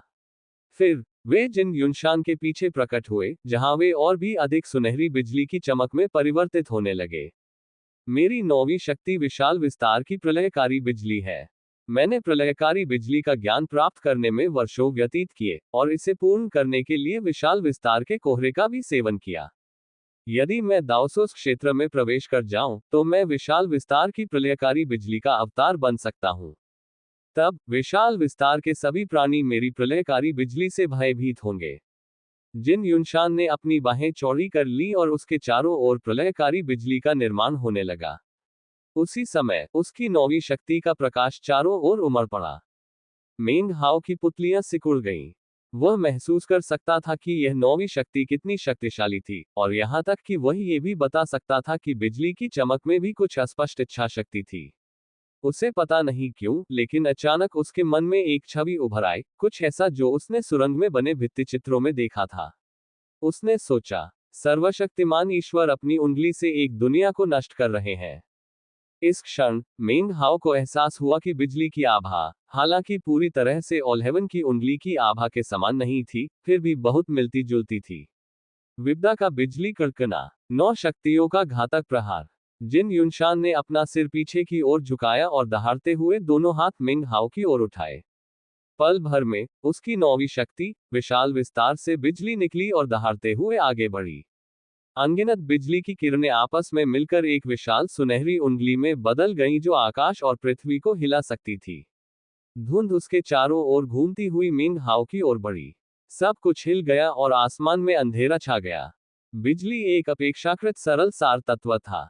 कई दाव क्षेत्र के विशेषज्ञ इसे अपने पहले सार तत्व के रूप में प्राप्त करते थे। इसका एक कारण ये था कि इसे समझना अपेक्षाकृत आसान था। इसी कारण विशाल ब्रह्मांड के तारों भरे आकाश में बिजली का सार तत्व असामान्य नहीं था। यहाँ तक कि पर्वत और सागर क्षेत्र या अन्य लोकों में भी बिजली के सार तत्व से युक्त दाव क्षेत्र के विशेषज्ञ दुर्लभ नहीं थे। हालांकि जिन युनशान ने अपनी नौवीं शक्ति के लिए जिस तरह से बिजली के सार को रूपांतरित किया था, उस तरह के लोग फीनिक्स के पंखों या किलिन के सींगों जितने दुर्लभ थे। इससे यह अंदाजा लगाया जा सकता है कि जिन युनशान की आकांक्षाएं कितनी बड़ी थीं। जैसा कि उन्होंने कहा, उनका नौवां सार मात्र साधारण बिजली का सार नहीं था। नहीं, उनका सार विशाल विस्तार की विप्तिकारी बिजली था। यदि वे दावस्रोत क्षेत्र में प्रवेश करने और दाव बनने में सफल हो जाते, तो यदि उनकी धारणाएं सही होती, तो वे विप्तिकारी बिजली के स्वामी के रूप में विशाल विस्तार का प्रतिनिधित्व कर सकते थे। उस समय उसकी शक्ति का स्तर अकल्पनीय होगा। हालांकि यह अभी उसकी ओर से केवल अटकलें थीं, लेकिन उसे पूरा विश्वास था कि वह ऐसा कर सकता है। उस लड़ाई के दौरान जिन युनशान को यह एहसास हुआ कि मेंग हाओ की दानव संवरण जादुई शक्तियां कितनी असाधारण रूप से शक्तिशाली थीं। इसलिए जिन युनशान ने एक पल भी संकोच किए बिना अपनी नौवीं शक्ति का आह्वान किया। अनंत विपत्ति की बिजली एक विशाल उंगली के आकार में विलीन हो गई, जो सब कुछ नष्ट करने में सक्षम प्रतीत होती थी। विशाल विस्तार का कुछ अंश उस उंगली पर भी महसूस किया जा सकता था, मानो जो भी इस उंगली का विरोध करता, वह विशाल विस्तार का विरोध करता। जैसे ही उंगली मेंग हाओ की ओर तेजी से गिरी, गड़गड़ाहट की आवाज सुनाई दी। दूर से देखने पर ऐसा लग रहा था मानो वह तारों भरे आकाश को नष्ट कर रही हो और स्वर्ग को चीर रही हो। भयंकर बिजली के मेंग हाओ पर गिरने के साथ ही उसके हाथों ने दोनों हाथों से मंत्रोच्चार का इशारा किया और शाप देने वाली शक्ति का प्रयोग किया। सातवां जादू फूट पड़ा और 8वें जादू की शक्ति के साथ मिलकर उंगली पर जकड़ गया। धीरे धीरे 2 धागे उंगली के चारों ओर लिपटते हुए दिखाई देने लगे। अपनी वर्तमान साधना के स्तर के आधार पर मेंग हाओ अब 8 मंत्रों को संयोजित कर सकता था, जो उसकी सबसे शक्तिशाली दिव्य क्षमता थी। सब कुछ जोर से हिल उठा, और उनके नीचे की पूरी भूमि कांप उठी क्योंकि उंगली लगातार मेंग हाओ की ओर बढ़ती गई, जिससे ऐसी शक्ति का विकिरण हुआ जो संसारों को नष्ट कर सकती थी। मेंग हाओ कांप रहा था, और उसके कई घावों से खून बह रहा था, मानो कोई अदृश्य दबाव उसे कुचल रहा हो। वह अचानक हरकत में आया, और हर कदम पीछे हटने पर उसके पैरों के नीचे की जमीन चटककर चूर चूर हो रही थी। मर जा। जिन युनशान दहाड़ा, दबाव बढ़ता गया और बिजली की तरह तेज उंगली मेंग हाओ की ओर बढ़ती चली गई। मेंग हाओ की आंखें लाल हो गई थीं। वह भित्तिचित्र में दिखाई देने वाले दृश्य के बारे में सोचना बंद नहीं कर पा रहा था, लेकिन इस मामले पर विस्तार से विचार करने का समय नहीं था। यह एक नाजुक मोड़ था, और वह केवल 2 हाथों से मंत्रोच्चार करके एक और शाप देने के अलावा कुछ नहीं कर सकता था। छठा जादू, पांचवा जादू। अब उंगली उससे 30,000 मीटर दूर थी। ठीक उसी क्षण छठा और पांचवा जादू उस पर जोरदार धमाके के साथ पड़ा। इन दोनों जादुई शक्तियों ने 2 और धागे बनाए जो फैलकर 7वें और 8वें जादू से जुड़ गए, जिससे उंगली और भी मजबूती से बंध गई। उंगली धीरे धीरे मेंग हाओ के करीब आती गई, जिसकी आंखें फटी रह गईं क्योंकि उसमें से विश्वस्तरीय विनाशकारी शक्ति का विस्फोट हुआ। ऐसा लग रहा था मानो विशाल विस्तार का अस्तित्व ही खत्म हो गया हो, और दुनिया में केवल यह विशालकाय विप्तिकारी बिजली की उंगली ही बची हो। मेंग हाओ के मुंह से खून की बौछार निकली। वह पूरी तरह जकड़ा हुआ था, उसके पैरों तले जमीन खिसक रही थी, फिर भी वह जरा भी नहीं हिला। उसने दोनों हाथों से मंत्रोच्चार का इशारा किया और कई और शाप दिए। चौथा शाप प्रकट हुआ, फिर तीसरा, जिससे 2 और धागे बने जो उसकी विशाल उंगली के चारों ओर लिपट गए। इस समय तक 6 धागे उसके चारों ओर लिपटे हुए थे, एक दूसरे को काटते हुए, एक जाल जैसा कुछ बना रहे थे। एक जोरदार धमाका गूंज उठा जब मेंग हाओ को फिर से नीचे धकेल दिया गया। जैसे ही उंगली मात्र 6,000 मीटर की दूरी पर पहुंची, उसके नीचे एक विशाल गड्ढा खुल गया। वह उंगली इतनी विशाल थी कि वह तारों भरे आकाश को भी ढक सकती थी, फिर भी वह केवल मेंग हाओ को ही निशाना बना रही थी। वहां मौजूद किसी और पर उसका कोई असर नहीं हुआ। जैसे ही उंगली 3,000 मीटर की दूरी तक करीब आई, गड़गड़ाहट की आवाज सुनाई देने लगी। उसी समय दूसरा जादू प्रकट हुआ, जिसने उंगली को उलझाने वाले जाल में एक और धागा जोड़ दिया, जिससे जाल और भी घना दिखने लगा। मेंग हाओ के शरीर की हड्डियां चटकने की आवाजें निकालने लगी, लेकिन वह निर्मम आंखों से उंगली को घूरता रहा, जिनमें जानलेवा इरादा झलक रहा था। उसकी राक्षसी शक्ति सामान्यतः उसके भीतर छिपी रहती थी, लेकिन अब वह फूट पड़ी और उसकी पुतलियां चमकीली लाल हो गईं। इसके अलावा उसके भीतर से एक ऐसी आभा निकली जो अमर जैसी थी, पर अमर नहीं। शैतान जैसी भी थी, पर उससे भिन्न भी। भगवान के समान थी, पर उनसे अलग भी। ये राक्षसी ऊर्जा थी। जैसे ही राक्षसी ऊर्जा फैली, उंगली पर विद्यमान विशाल विस्तार की इच्छा अचानक उग्र हो उठी, और उसी समय जिस पहले भूभाग पर वे थे वह कांप उठा और रूपांतरित होने लगा। मेंग हाओ को इस परिवर्तन का आभास तो हो गया था, लेकिन उसके पास इसका अध्ययन करने का समय नहीं था। उंगली की ओर देखते हुए उसका चेहरा क्रूरता से भरा हुआ था और फिर वह हंसने लगा। एक ऐसी हंसी जिसमें पागलपन, हत्या और उग्रता समाई हुई थी। मेंग हाओ के व्यक्तित्व में कुछ ऐसा था जिसके कारण जिन युनशान का दिल अचानक जोर से धड़कने लगा। वह अकेला नहीं था। लड़ाई देख रहे सभी लोग अचानक बेचैन महसूस करने लगे। इसी क्षण अचानक संप्रदाय के नेता ने अपनी आंखें खोली और चिल्लाकर कहा, जिन युनशान, बस करो। मुझे इस आदमी को मारने से कोई नहीं रोक सकता। जिन युनशान ने दहाड़ते हुए जवाब दिया, दाओवादी विशाल विस्तार, मैं यह मानने से इनकार करता हूं कि तुमने स्वयं कब्रिस्तान से उस पर निर्देशित हत्या के इरादे को महसूस नहीं किया। उसे मारना पैट्रियार्क वास्ट एक्सपेंस की इच्छा का पालन करना है। उसने एक और मंत्रोच्चार का इशारा किया, जिससे और अधिक शक्ति उत्पन्न हुई। अपनी शक्ति का अत्यधिक उपयोग करने की परवाह किए बिना, उसने उंगली को 3,000 मीटर के निशान से आगे बढ़ाया और उसे मेंग हाओ से मात्र 150 मीटर दूर कर दिया। मेंग हाओ के शरीर पर लगे घावों से खून बह रहा था। वह पागलपन से लाल होकर वहीं कांप रहा था। इस समय तक ऐसा लग रहा था मानो उंगली उसे छूने ही वाली हो। पहला जादू। उसने उंगली हिलाते हुए गुर्राया। आखिरकार पहला जादू एक धागे में बदल गया और उंगली पर आकर रुक गया। इस समय तक 8 जादुई शक्तियां धागों में परिवर्तित हो चुकी थीं, जिन्होंने बदले में एक विशाल जाल बना दिया था। मेंग हाओ को इसी पल का बेसब्री से इंतजार था। उसने अपनी बाहें फैला दी और उसकी आंखों में युद्ध करने की तीव्र इच्छा झलक रही थी। युद्ध शुरू होने से लेकर अब तक उसने जरा भी डर नहीं दिखाया था। जिन युनशान को जान से मारने की उसकी इच्छा में एक रत्ती भर भी कमी नहीं आई थी। आठों जादू, मिल जाओ। उसके हाथ दोनों हाथों से मंत्रोच्चार की मुद्रा में चमके और उसने उन्हें लहराया। पल भर में जाल बनाने वाले 8 आपस में जुड़े धागे अचानक सिकुड़ने लगे। सिकुड़ते हुए वे अपने रास्ते में आने वाली हर चीज को काटते चले गए। इससे कोई फर्क नहीं पड़ता कि उनके रास्ते में कौन खड़ा था, विपत्ति की बिजली, विशाल विस्तार का कोहरा, मांस और रक्त, आत्माएं, सब कुछ कट जाएगा। 8 जादुई शक्तियों के सक्रिय होते ही गड़गड़ाहट सुनाई दी। मेंग हाओ की राक्षसी ऊर्जा भी फूट पड़ी और जादुई शक्तियों में समा गई, जिससे 8 धागे इतने तीखे हो गए कि वे किसी भी चीज को काट सकते थे। पलक झपकते ही उन्होंने उंगली को काट डाला, जो मेंग हाओ के सिर से केवल 30 मीटर दूर थी। उंगली पल भर में टुकड़ों में कट गई। बिजली अनगिनत चिंगारियों में बदल गई जो चारों दिशाओं में बिखर गईं। असंभव। जिन युनशान के मुंह के कोनों से खून रिस रहा था और उसके चेहरे पर अविश्वास और आश्चर्य के भाव थे। तुम मुझे मारने के लायक नहीं हो, मेंग हाओ ने अपनी आस्तीन झटकते हुए कहा। बिजली थमते ही उसे बांधे रखने वाली सारी बेड़ियां गायब हो गईं। पल भर में वह चौंका देने वाले अंदाज में आगे की ओर उड़ गया।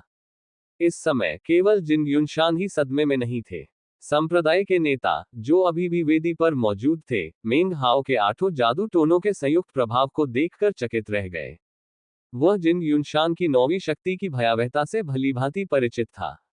वास्तव में, यदि वह मेंग हाओ की जगह होता तो उसे इसे बेअसर करने के लिए अपनी 9वीं शक्ति का ही सहारा लेना पड़ता। और फिर भी अप्रत्याशित रूप से मेंग हाओ ने 9वें सार तत्व का बिल्कुल भी उपयोग नहीं किया। इसके बजाय उसने 8 प्रतिबंधात्मक मंत्रों का प्रयोग किया था। स्तब्ध संप्रदाय प्रमुख ये सोचने पर मजबूर हो गया कि मेंग हाओ के पास और कौन से रहस्य छिपे होंगे। वे 8 प्रतिबंधात्मक मंत्र उसकी पहली 8 शक्तियां ही होनी चाहिए। और फिर भी जिन युनशान की 9वीं शक्ति से निपटने के लिए उसे केवल उन्हीं 8 शक्तियों की आवश्यकता पड़ी। यह मेंग हाओ तो अमानवीय है। संप्रदाय प्रमुख ने गहरी सांस ली। उन्होंने कभी कल्पना भी नहीं की थी कि सच्चाई क्या होगी। बात यह नहीं थी कि मेंग हाओ 9वीं शक्ति का उपयोग नहीं करना चाहता था, उसे तो 9वीं शक्ति का ज्ञान भी प्राप्त नहीं हुआ था। जिन युनशान भी मेंग हाओ के 8 जादू देखकर संप्रदाय प्रमुख की तरह ही हैरान रह गया था। 9वीं शक्ति का प्रयोग न करने के बावजूद उसने उन्हें पूरी तरह से अचंभित कर दिया था। वह अभी भी अपनी असली ताकत छिपा रहा है। विशाल विस्तार विद्यालय के अन्य साधक दंग रह गए। उनकी आंखों के सामने चल रही लड़ाई ने उन्हें मेंग हाओ की शक्ति का और भी अधिक एहसास करा दिया था। वास्तव में वह इतना भयानक था कि वह शायद विशाल विस्तार ग्रह का स्वरूप बदल सकता था, उसे 4 नहीं बल्कि 5 सर्वोच्च शक्तियां प्रदान कर सकता था। मुझे विश्वास ही नहीं होता कि तुम मुझसे लड़ सकते हो और अपनी 9वीं शक्ति का प्रयोग न करना पड़े। जिन युनशान के चेहरे पर भयंकर भाव उभर आए। अब तक उसे मेंग हाओ की युद्ध क्षमता पर जरा भी शंका नहीं थी। हालांकि मेंग हाओ उससे थोड़ा कमजोर था, लेकिन दोनों के बीच का अंतर नगण्य था। वह जानता था कि अगर मेंग हाओ ने 9वीं शक्ति का प्रयोग किया होता तो वह पहले से ही बहुत मुश्किल स्थिति में होता। हालांकि ऐसी मुश्किल स्थिति में होना भी वर्तमान स्थिति से बेहतर था, क्योंकि उसने अपनी पूरी ताकत लगा दी थी। फिर भी मेंग हाओ अपनी कुछ शक्ति को बचाए रखने में सक्षम था। इस विचार से जिन युनशान की घातक आभा और भी तीव्र हो गई।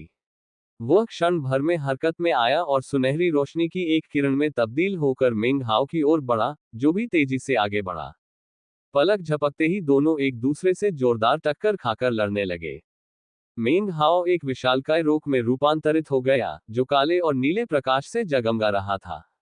जिन युनशान ने अपना हाथ हिलाया, जिससे एक सूर्य का रूप प्रकट हुआ, जिसने आक्रमण में अनगिनत सुनहरी प्रकाश किरणें छोड़ी।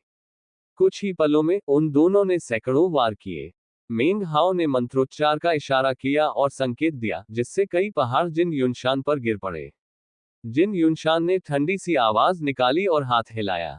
सूर्य में विस्फोट हुआ, जिससे विनाशकारी शक्ति निकली और पहाड़ टुकड़े टुकड़े हो गए। जवाब में मेंग हाओ ने मंत्रोच्चार का इशारा किया और असीम दिव्य ज्वाला का सार एक शक्तिशाली हमले में भेजा, जिससे उन दोनों के बीच की हवा नष्ट हो गई। युद्ध इतना भीषण था कि पूरी दुनिया, यहां तक कि तारों भरा आकाश भी प्रभावित हुआ। मेंग हाओ और जिन युनशान हवा में एक दूसरे से लड़ते रहे, और विस्फोटों के कारण सब कुछ हिलने और विकृत होने लगा। ध्यान से देखने पर पता चलता था कि मेंग हाओ के मुंह से खून बह रहा था, फिर भी जिन युनशान का चेहरा पीला पड़ गया था। वह मेंग हाओ से थोड़ा अधिक बलवान था, लेकिन इतना बलवान नहीं कि उसे पराजित करके मार सके। धिक्कार है। एक जोरदार धमाका हुआ और जिन युनशान पीछे हटते हुए मिंग हाओ को घूरने लगा। फिर वह जोर से हंसने लगा, एक ठंडी हंसी जो तीखे जानलेवा इरादे से भरी थी। मिंग हाओ, मैं तुमसे तुम्हारी नौवीं शक्ति के बारे में विस्तार से जानना चाहता हूं। उसकी आंखें चमक रही थी, उसने दोनों हाथों से मंत्रोच्चार का इशारा किया और फिर अपने दोनों हाथों को नीचे की ओर धकेल दिया। अब मैं अपनी सबसे शक्तिशाली जादुई शक्ति का प्रदर्शन करूंगा। यह मेरी नौवीं शक्ति के दांव से भी कहीं अधिक शक्तिशाली है। देखते हैं, मिंग हाओ, तुम इसे संभाल पाते हो या नहीं। उसने अपना दाहिना हाथ उठाया और उंगली आकाश की ओर इशारा किया। जैसे ही उसने अपनी उंगली उठाई, सार तत्व की एक धारा निकली और प्रकाश की किरण में बदल गई। वह ऊपर उठी और आकाश में विलीन हो गई। इसके बाद उसने नीचे की ओर इशारा किया और उससे एक दूसरी शक्ति निकली और जमीन में विलीन हो गई। जैसे ही दोनों शक्तियां आकाश और धरती में विलीन हो गईं, जिन युनशान भी मानो ऐसा ही कर रहा था। हालांकि वह अभी भी हवा में मंडरा रहा था और नंगी आंखों से दिखाई दे रहा था, लेकिन यदि कोई दिव्य चेतना से उस क्षेत्र का अवलोकन करे, तो उसकी उपस्थिति का पता नहीं लगा सकता था। मेंग हाओ वहीं रुक गया, उसकी आंखें चौड़ी हो गईं। उसके भीतर उमड़ रहा संकट का भाव अब उस समय से कहीं अधिक था जब जिन युनशान ने अपनी नौवीं शक्ति का प्रयोग किया था। वेदी पर वापस आकर संप्रदाय प्रमुख की पुतलियां सिकुड़ गईं। शून्यता देवता उसके बगल में शा जियोदोंग चुपचाप देख रहा था, उसकी आंखों में भीतरी तौर पर एक चमक थी। विशाल विस्तार विद्यालय के अन्य सभी साधक स्पष्ट रूप से स्तब्ध थे। ये सचमुच शून्य देवत्व है। ये जिन युनशान का सबसे शक्तिशाली तुरुप का पत्ता है। उसने इसे 10,000 वर्षों से इस्तेमाल नहीं किया है। इसी समय जिन युनशान ने अपनी आस्तीन लहराए और तीसरी शक्ति को बाहर भेजा, न तो स्वर्ग में और न ही पृथ्वी में, बल्कि हवा में। दुनिया की हवा जिन युनशान का हिस्सा बन गई, और जैसे जैसे वह बहती गई, वह एक ऐसे तूफान में बदल गई जिसने आकाश को धरती से जोड़ दिया। शून्य दिव्यता, शांगगुआन होन चिल्लाया। ये जिन युनशान की शून्य दिव्यता की दाव है। बाकी सभी को अचानक जिन युनशान का पौराणिक तुरुप का पत्ता याद आ गया, और उनके चेहरे के भाव बदल गए और वे और भी पीछे हट गए। शून्य देवत्व के बारे में बताई जाने वाली कहानियों के अनुसार, यह एक ऐसी जादुई तकनीक थी जो भयावह हद तक शक्तिशाली थी। मेंग हाओ के दिल में उठ रहे जानलेवा संकट का एहसास पल पल और तीव्र होता जा रहा था। उसकी अंतरात्मा उसे बता रही थी कि अगर उसने इसी क्षण जादू को नहीं रोका, तो उसकी शक्ति विस्फोटक रूप से बढ़ती रहेगी। जैसे ही उसकी तीसरी आंख खुली, उसकी दोनों आंखें चमक उठी। उसी क्षण दुनिया के प्रति उसका नजरिया बदल गया। जिन युनशान के चारों ओर का दृश्य देखकर उसका चेहरा गंभीर हो गया।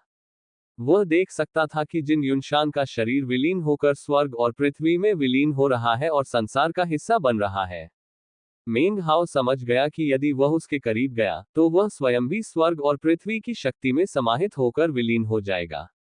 जब मेंग हाओ अपनी तीसरी आंख से जिन युनशान का अध्ययन कर रहा था, तभी जिन युनशान का चेहरा क्रूरता से विकृत हो गया और उसने एक जोरदार दहाड़ लगाई। अचानक उसकी चौथी शक्ति फैल गई और इस दुनिया में मौजूद 5 तत्वों में से एक, अग्नि में विलीन हो गई। देखते ही देखते उसके आसपास का तापमान बढ़ने लगा, क्योंकि दुनिया में मौजूद अग्नि तत्व जिन युनशान द्वारा नियंत्रित होने लगे थे। बात यहीं खत्म नहीं हुई। उसकी 5वीं शक्ति 5 तत्वों में से एक, धातु के साथ विलीन होने लगी। एक विनाशकारी इच्छा पूरे संसार में फैल गई, और उसी समय एक छठी शक्ति भी फैल गई। संसार में मौजूद सभी मुरझाए और सूखी लकड़ियां और वनस्पतियां अचानक कांप उठी, और फिर जीवन से भर गईं। हर एक पौधा और घास का हर एक कण जिन युनशान का हिस्सा बन रहा था। इससे भी अधिक चौंकाने वाली बात यह थी कि उसका 7वां सार संसार के सारे जल में विलीन हो गया। नदियां उफान पर आ गईं और वहां मौजूद हर किसी की नसों में बहने वाला रक्त कांपने लगा। 7 तत्व, धातु, लकड़ी, जल, अग्नि, पृथ्वी और फिर वायु थी। ऐसा लग रहा था मानो पूरी दुनिया की हर चीज जिन युनशान की हो। अगला तत्व था उसका 8वां। जैसे ही उसने अपने हाथ हिलाए, वो फट गया और प्रकाश में विलीन हो गया। प्रकाश असीम था, सर्वव्यापी और हर जगह मौजूद था। इस क्षण ऐसा लग रहा था मानो जिन युनशान का अस्तित्व ही न हो। फिर उसकी 9वीं विद्युत शक्ति फैलने लगी और उसका शरीर पारदर्शी होने लगा। 9 तत्व सब उसके आसपास की दुनिया में समाहित हो गए थे। इस क्षण जिन युनशान, उसका शरीर, उसकी साधना शक्ति, उसका रक्त, उसकी आत्मा, उसका सब कुछ उसके आसपास की दुनिया का हिस्सा बन गया था। वह आकाश और धरती के साथ एक हो गया था।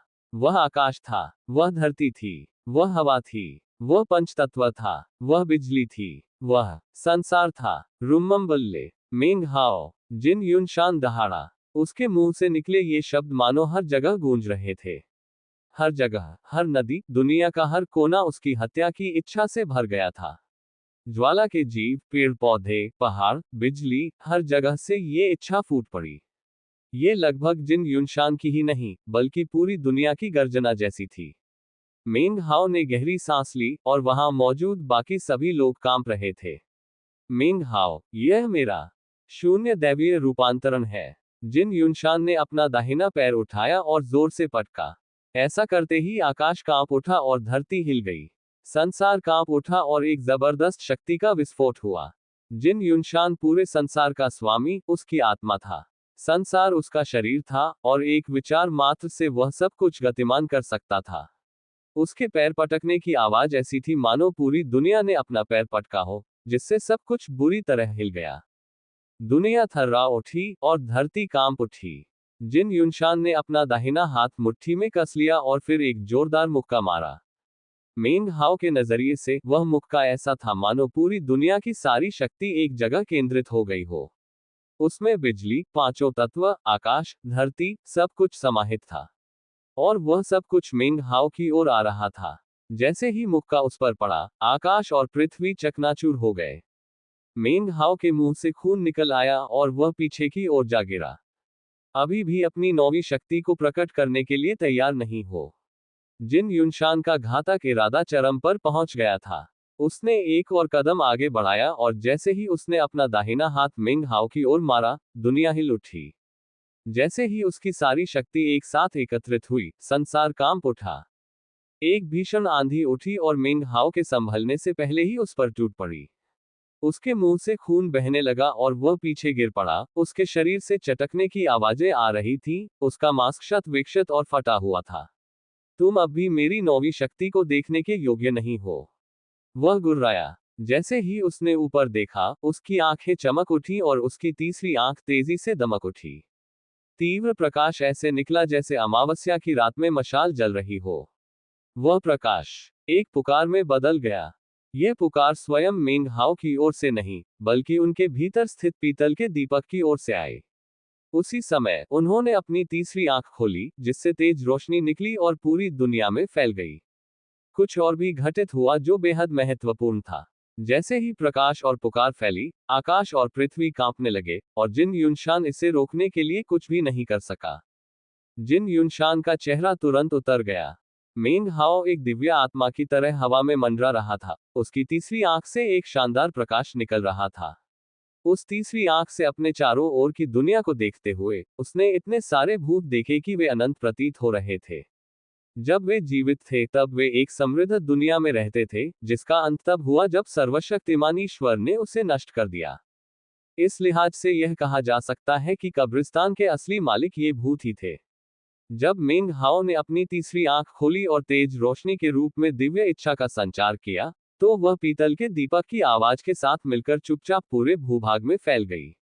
उसी क्षण वे सभी भूत जो पहले मेंग हाओ की पूजा में झुके हुए थे, अचानक कांप उठे और भ्रमित भावों से ऊपर देखने लगे। वह कौन है जो हमें पुकार रहा है? यही तो सम्राट का प्रभाव है। सम्राट के उतार चढ़ाव। सम्राट हमें बुला रहे हैं। जीवित प्राणी उनकी आवाजें नहीं सुन सकते थे, न ही भूतों को देखा जा सकता था।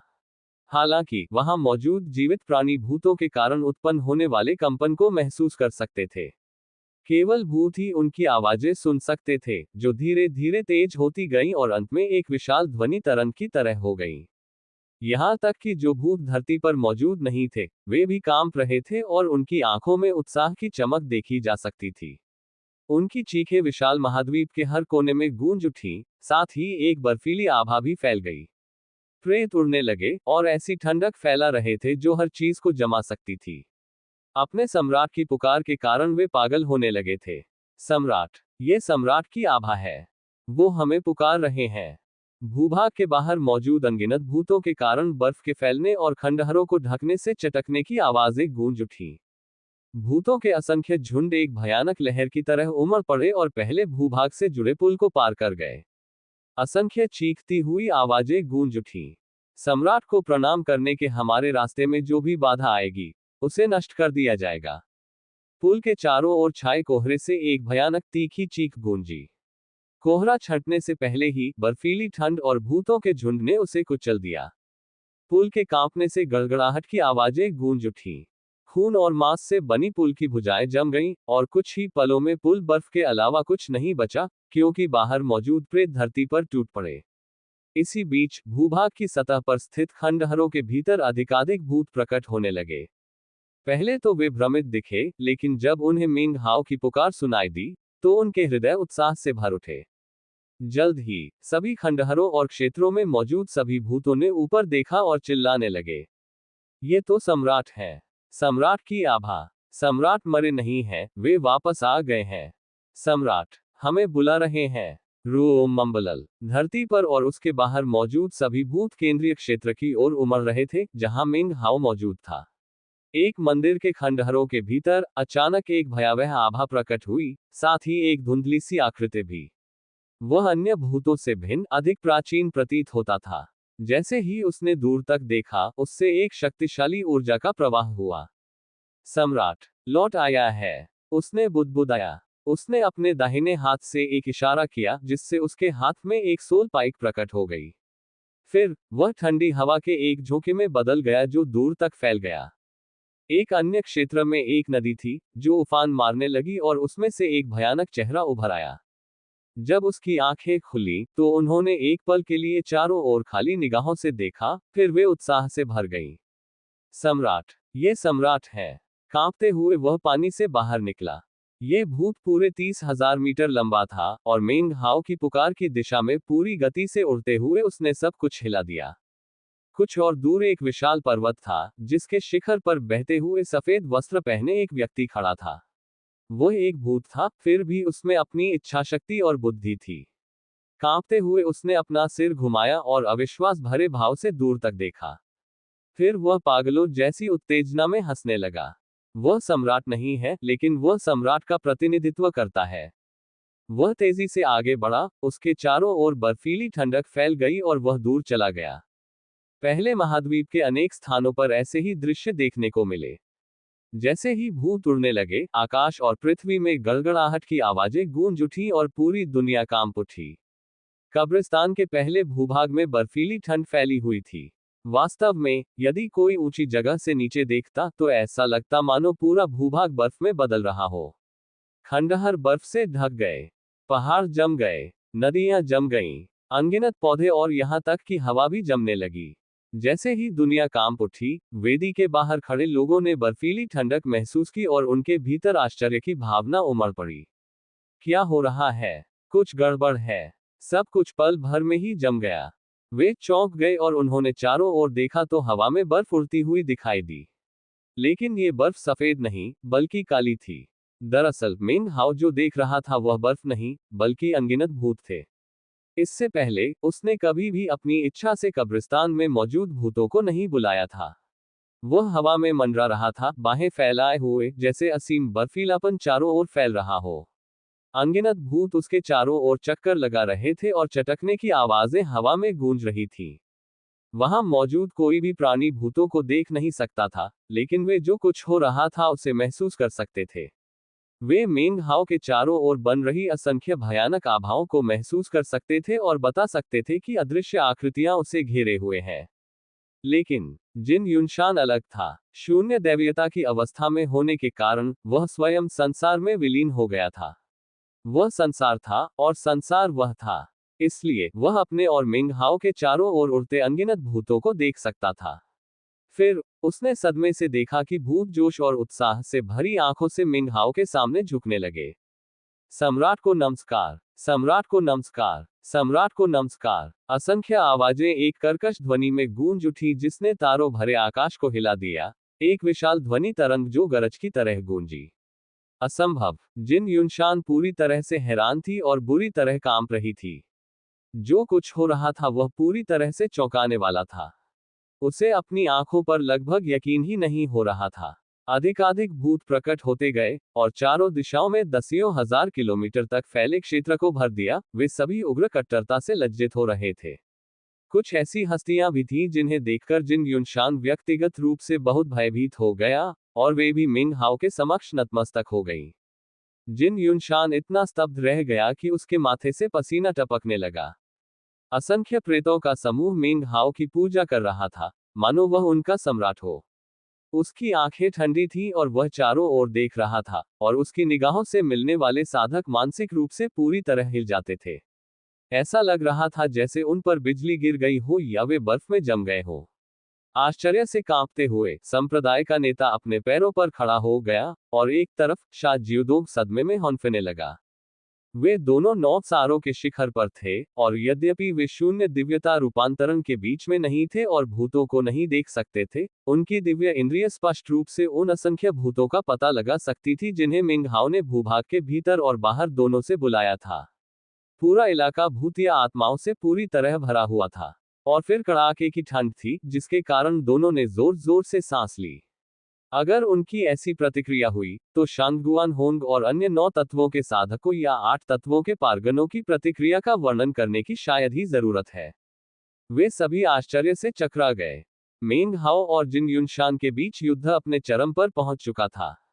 जिन युनशान के सिर में झुनझुनी सी महसूस हो रही थी, वह इस बात पर यकीन ही नहीं कर पा रहा था कि उसके शून्य दिव्यता रूपांतरण ने भी मेंग हाओ को अपनी 9वीं शक्ति का उपयोग करने के लिए मजबूर नहीं किया, बल्कि उसे अनंत भूतों की सेना बुलाने के लिए प्रेरित किया। तुम कौन हो? वह चीख उठा। उसकी आवाज गूंजते ही मेंग हाओ ने अपना दाहिना हाथ आगे बढ़ाया। वह स्पष्ट रूप से महसूस कर सकता था कि इस समय, यद्यपि वह वास्तव में इस भूमि का सम्राट नहीं था, वह भूतों की इन सेनाओं का सेनापति था। यह दुनिया उसकी नहीं थी, लेकिन इससे कोई फर्क नहीं पड़ता था। वह इसे आसानी से जीत सकता था। उसने अपना हाथ नीचे किया, और उसकी आस्तीन की सरसराहट से उसकी इच्छाशक्ति असंख्य भूतों तक पहुंच गई। भूतों ने फिर जिन युनशान की ओर देखा, चीखे और उसकी ओर दौड़ पड़े। जिन युनशान का मन कांप उठा, और उसके भीतर व्याप्त जानलेवा संकट की अनुभूति और भी तीव्र हो गई। उसके पास सोचने का समय नहीं था कि क्या करे। वह केवल दांत पीसकर शून्य दिव्य रूपांतरण की सारी शक्ति का प्रयोग कर सकता था, और भूतों के विरुद्ध युद्ध करने के लिए संसार की शक्ति को भेज सकता था। हालांकि एक बात ऐसी थी जिस पर उसने ध्यान नहीं दिया था। भले ही वह शून्य दिव्यता रूपांतरण का उपयोग करके स्वयं संसार बन चुका था, लेकिन वह संसार उस महान आपदा से पहले और बाद में भी हमेशा से इसी समूह का था। अतीत में वे साधक थे, लेकिन अब वे प्रतिशोधी भूत बन गए थे। विशाल विस्तार विद्यालय के साधकों के सामने जो भयावह दृश्य घट रहा था, वह ऐसा था जिसे वे जीवन भर नहीं भूल पाएंगे। इससे ये संकेत मिला कि विशाल विस्तार ग्रह पर 5वां शक्तिशाली शासक प्रकट हो चुका है। इससे पहले इस ग्रह पर 9 तत्वों के 4 सर्वोच्च साधक थे, मानो 4 ऐसे शक्तिशाली शासक हो जिन्हें कोई हिला नहीं सकता था। उनमें से प्रत्येक अस्तित्व के शिखर पर था। उस समूह में शाजियोदोंग, जिन युनशान संप्रदाय प्रमुख, और अमर बाई वुचेन शामिल थे। वे विशाल ग्रह के सबसे शक्तिशाली विशेषज्ञ थे और सभी मोक्ष प्राप्ति के कगार पर थे। अन्य सभी 9 तत्वों के साधकों के पास उनके प्रति सम्मानपूर्वक सिर झुकाने के अलावा कोई विकल्प नहीं था। लेकिन मिंग हाओ और जिन युनशान के बीच हुए इस युद्ध के बाद, जिसमें मिंग हाओ एक काले रॉक में परिवर्तित हो गया और उसने संयुक्त 8 हेक्सेस का प्रयोग किया, हर कोई पूरी तरह से हिल गया था। सबसे चौंकाने वाली बात वह थी जो ठीक इसी क्षण घटित हो रही थी। स्वयं संसार ने आक्रमण कर दिया, और अनगिनत भूत चीखने लगे। अब तक जिन युनशान का पलड़ा भारी था, लेकिन इस समय भूतों की अंतहीन धारा के प्रहार से उसके घावों से खून बह रहा था। वह गिरने की कगार पर था, और उसने संसार में जो शक्तियां बिखेरी थीं, वे अब तीव्र गति से बाहर निकल रही थीं। हवा उन्हें बाहर निकाल रही थी, 5 तत्व उन्हें बाहर निकाल रहे थे, और यही हाल धरती, आकाश और बिजली का भी था। पूरी दुनिया निष्कासन की शक्ति से फट पड़ी। जिन युनशान के मुंह से खून बह रहा था और गड़गड़ाहट की आवाज सुनाई दे रही थी। वह पीछे की ओर लुढ़क गया। अनगिनत भूत उस पर पूरी तरह से पागलों की तरह टूट पड़े। उसके चारों ओर की हवा मुड़ गई और विकृत हो गई, और जिन युनशान का चेहरा पूरी तरह से पीला पड़ गया था, वह दर्द से कराह रहा था। जो हो रहा था उसे बदलने के लिए वह सचमुच कुछ भी नहीं कर सकता था। उसके भीतर व्याप्त जानलेवा संकट की अनुभूति चरम पर पहुंच चुकी थी। वह इसका मुकाबला करने के लिए कुछ भी नहीं कर सकता था, और वास्तव में वह संघर्ष भी नहीं कर सकता था। वह भले ही संसार बन गया हो, लेकिन ये भूत ही उस संसार के सामूहिक स्वामी थे। और उन भूतों का सम्राट मेंग हाओ था। मेंग हाओ की इच्छा सभी भूतों की इच्छा का प्रतिनिधित्व करती थी। जोरदार धमाकों की आवाजें गूंज उठी। आसपास का वातावरण शारीरिक रूप से हिलने लगा, और जिन युनशान मानसिक रूप से भी हिल गया। उसने हवा में जो सार तत्व समाहित किया था, वह बाहर निकल रहा था, और इससे पहले कि वह उसे ठोस रूप देने के लिए कुछ कर पाता, उसके दिमाग में एक जोरदार धमाका गूंज उठा, और उस सार तत्व के गायब होते ही उसके मुंह से खून निकल आया। पलक झपकते ही दुनिया पर उसका नियंत्रण अब सामंजस्यपूर्ण नहीं रहा, और हवा भी उसके वश में नहीं रही। तुम कौन हो? जिन युनशान ने अविश्वास भरी निगाहों से मेंग हाओ को देखते हुए कहा। आखिर तुम हो कौन? जैसे ही वह पीछे गिरा, भूतों ने पूरी तरह से पागलपन के साथ उस पर हमला करना जारी रखा। ऐसा नहीं था कि वह उस घटना से अनभिज्ञ था जो भूभाग के बाहर शून्य में घटी थी, जब भूतों का समूह मेंग हाओ की पूजा करने के लिए उमड़ पड़ा था। मुख्य अंतर ये था कि उनकी विशाल संख्या की तुलना आपस में उसी प्रकार नहीं की जा सकती थी जैसे जुगनू की रोशनी की तुलना पूर्णिमा के चंद्रमा की रोशनी से नहीं की जा सकती। वह समझ ही नहीं पा रहा था कि मेंग हाओ भला ऐसा कैसे कर सकता है। इससे भी ज्यादा डरावनी बात यह थी कि भूतों की संख्या लगातार बढ़ती जा रही थी, जिससे जिन युनशान के रोंगटे खड़े हो गए। तभी धरती कांपने लगी, और जिन युनशान ने महसूस किया कि उसने उसमें जो सार तत्व डाला था, वह हिंसक रूप से हिल रहा है। फिर उसके और धरती के बीच का जुड़ाव हिंसक रूप से टूट गया। जिन युनशान को ऐसा लगा जैसे उसका दिमाग फट रहा हो, और उसने एक बार फिर मुंह भरकर खून उगला। दुर्भाग्यवश जो कुछ भी घट रहा था उसे रोकने के लिए वह कुछ भी नहीं कर सकता था। वह बस देखता रह गया जब उसकी तीसरी शक्ति, जिसे उसने पौधों में भेजा था, जबरदस्ती बाहर निकाल दी गई। फिर उसका चौथा घातक स्वरूप, जो संसार की अग्नि में विलीन हो गया था, ने भी वही अनुभव किया। उसके बाद संसार में जल का अस्तित्व था। उन तत्वों को अस्वीकार किए जाने के बाद उसे जो पीड़ा महसूस हो रही थी वह और तीव्र होती गई, यहां तक कि उसे पूरी दुनिया से पूरी तरह से असामंजस्य का अनुभव होने लगा। भूत चीखते हुए चारों ओर चक्कर लगा रहे थे। सेना में कुछ बेहद भयानक आकृतियां थी जिन्होंने भूतों को आक्रमण के लिए आगे बढ़ाया, जिससे जिन युनशान के पास पीछे हटने के अलावा कोई विकल्प नहीं बचा। फिर उसका आठवां सार, जिसे उसने आकाश में विलीन कर दिया था, एक अदृश्य तलवार की तरह कटकर अलग हो गया। फिर उसका नौवां सार था, जो बिजली में समाया हुआ था।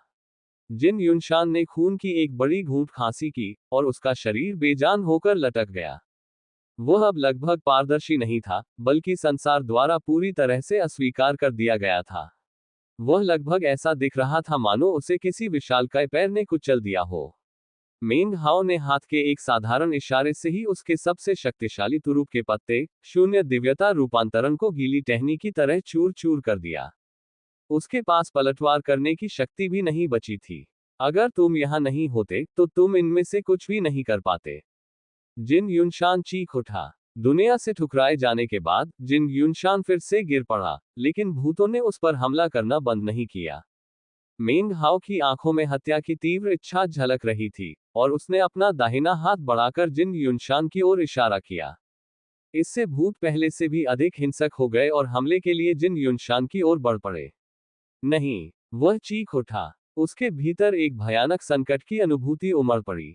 उसने दोनों हाथों से मंत्रोच्चार का इशारा किया, जिससे उसके चारों ओर अनगिनत सुरक्षा कवच बन गए। ये कवच एक एक करके टूट गए और वह पीछे की ओर धकेल दिया गया। उसके पीले चेहरे पर दृढ़ता और निराशा का भाव था। दरअसल उसने अभी अभी सही कहा था। अगर मेंग हाओ इस खास जगह पर न होता तो उसे उसकी जादुई तकनीक से निपटना बहुत मुश्किल होता।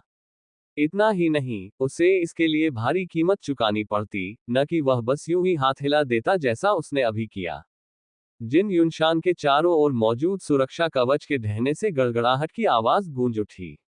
इसी क्षण संप्रदाय प्रमुख अचानक गति में आए और जिन युनशान के बगल में प्रकट हुए। उन्होंने अपनी आस्तीन लहराए और अपनी चरम 9 तत्वों की साधना शक्ति का प्रयोग करते हुए उन्हें घातक भूतों से बचाया। उसी समय शा जियुदोंग ने छलांग लगाए और जिन युनशान के दूसरी ओर प्रकट हो गया। उसका चेहरा गंभीर था और उसने भी उसी तरह हाथ हिलाकर अपनी साधना शक्ति का प्रयोग किया, जिससे एक विशाल रेत का तूफान उठ खड़ा हुआ और जिन युनशान की रक्षा करने लगा। लेकिन इन तीनों शक्तिशाली विशेषज्ञों की संयुक्त शक्ति भी भूतों की अंतहीन सेना को हिलाने के लिए पर्याप्त नहीं थी।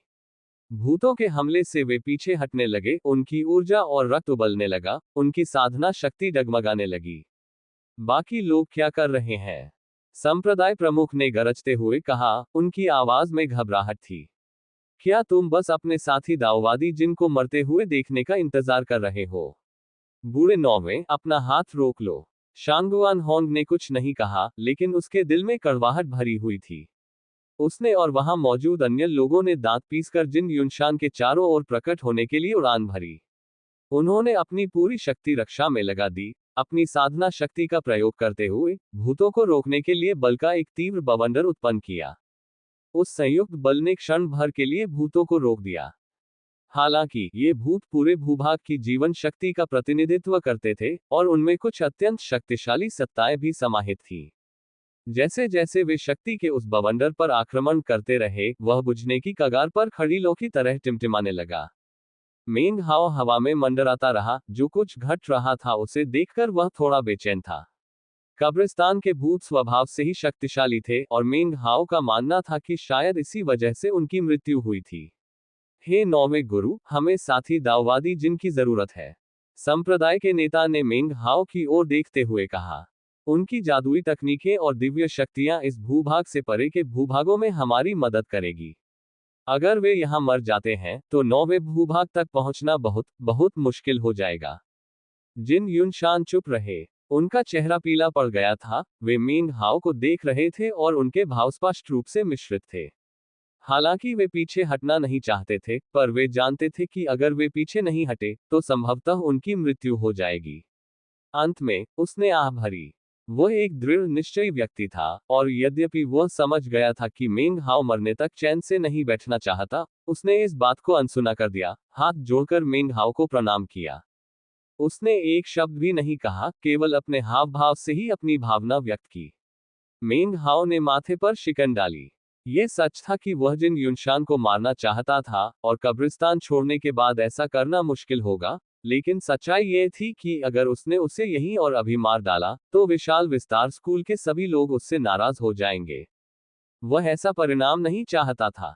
इस मामले पर विचार करते हुए भी संप्रदाय के नेता ने अपने दांत पीसते हुए एक बार फिर अपनी बात कही। पुराने नौवे, मैं समझ सकता हूं कि आपको कुछ आशंकाएं हैं। इसलिए मैं यहां दाववादी शपथ लेता हूं कि यदि जिन युनशान आपको फिर से उकसाता है, तो मैं उसका सफाया करने के लिए आपके साथ खड़ा रहूंगा। मैं भी यही मानता हूं, शा जियुदोंग ने कहा। इस समय उनके पास मेंग हाओ के बारे में अपने आकलन को बदलने के अलावा कोई विकल्प नहीं था। इस युद्ध ने साबित कर दिया था कि वह वास्तव में अन्य 4 शक्तिशाली शासकों के बराबर खड़े होने के योग्य थे। जिन युनशान ने कड़वी मुस्कान के साथ सिर हिलाया। ये सब देखकर मेंग हाओ अब भी उसे मारना चाहता था, लेकिन मामले पर विचार करने के बाद उसने यह विचार त्याग दिया। क्योंकि यही बात है, तो हम इस मामले को यही खत्म करते हैं, मेंग हाओ ने शांत भाव से कहा। लेकिन मैं इसे इतनी आसानी से जाने नहीं दे सकता। अभी अभी मैं बाल बाल बचा। मेरे साथी दाववादी जिन, मैं प्रायश्चित की मांग करता हूं। जिन युनशान ने मन ही मन आह भरी। वह जानता था कि अब मेंग हाओ का पलड़ा भारी है और उसके खिलाफ लड़ने के लिए उसके पास कोई चारा नहीं है। उसने दांत पीसते हुए एक इशारा किया, जिससे अचानक हवा में एक कंगन प्रकट हो गया। ये लो, साथी दाववादी मेंग। इससे यहां जो हुआ है उसकी भरपाई हो जाएगी। उसने हाथ हिलाया और कंगन आंधी से निकलकर मेंग हाओ के सामने आ गिरा।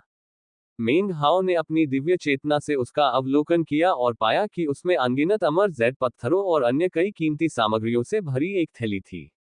उसे देखने के बाद उसने सिर हिलाया और उसे रख लिया। इतना कहकर उसने अपनी आस्तीन लहराई, जिससे भूत पीछे हट गए और पूरे समय उसके सामने झुकते रहे। मेंग हाओ वहां विश्व के सम्राट की तरह विराजमान था। विशाल विस्तार विद्यालय के समूह के लोग अभी अभी घटी घटना को कभी नहीं भूलेंगे। इस युद्ध ने मिंग हाओ को 9वें आदर्श से ग्रह वास्ट एक्सपेंस के 5 शक्तिशाली शासकों में से एक बना दिया। अब उनका पद संप्रदाय प्रमुख के बराबर ही ऊंचा था। वास्तव में जिन युनशान के साथ उनकी लड़ाई ने यह सुनिश्चित कर दिया था कि विशाल विस्तार स्कूल के शक्तिशाली विशेषज्ञों में से कोई भी उन्हें नाराज करने की हिम्मत नहीं करेगा, कम से कम कब्रिस्तान के भीतर तो बिल्कुल नहीं। मेंग हाओ कब्रिस्तान के बाहर तो शक्तिशाली था, लेकिन अंदर पहुंचने के बाद उसने दिखा दिया कि वह सम्राट है। भूतों की सेना ने उसे उन सभी लोगों के लिए अजेय बना दिया था जिन्होंने मोक्ष प्राप्त नहीं किया था।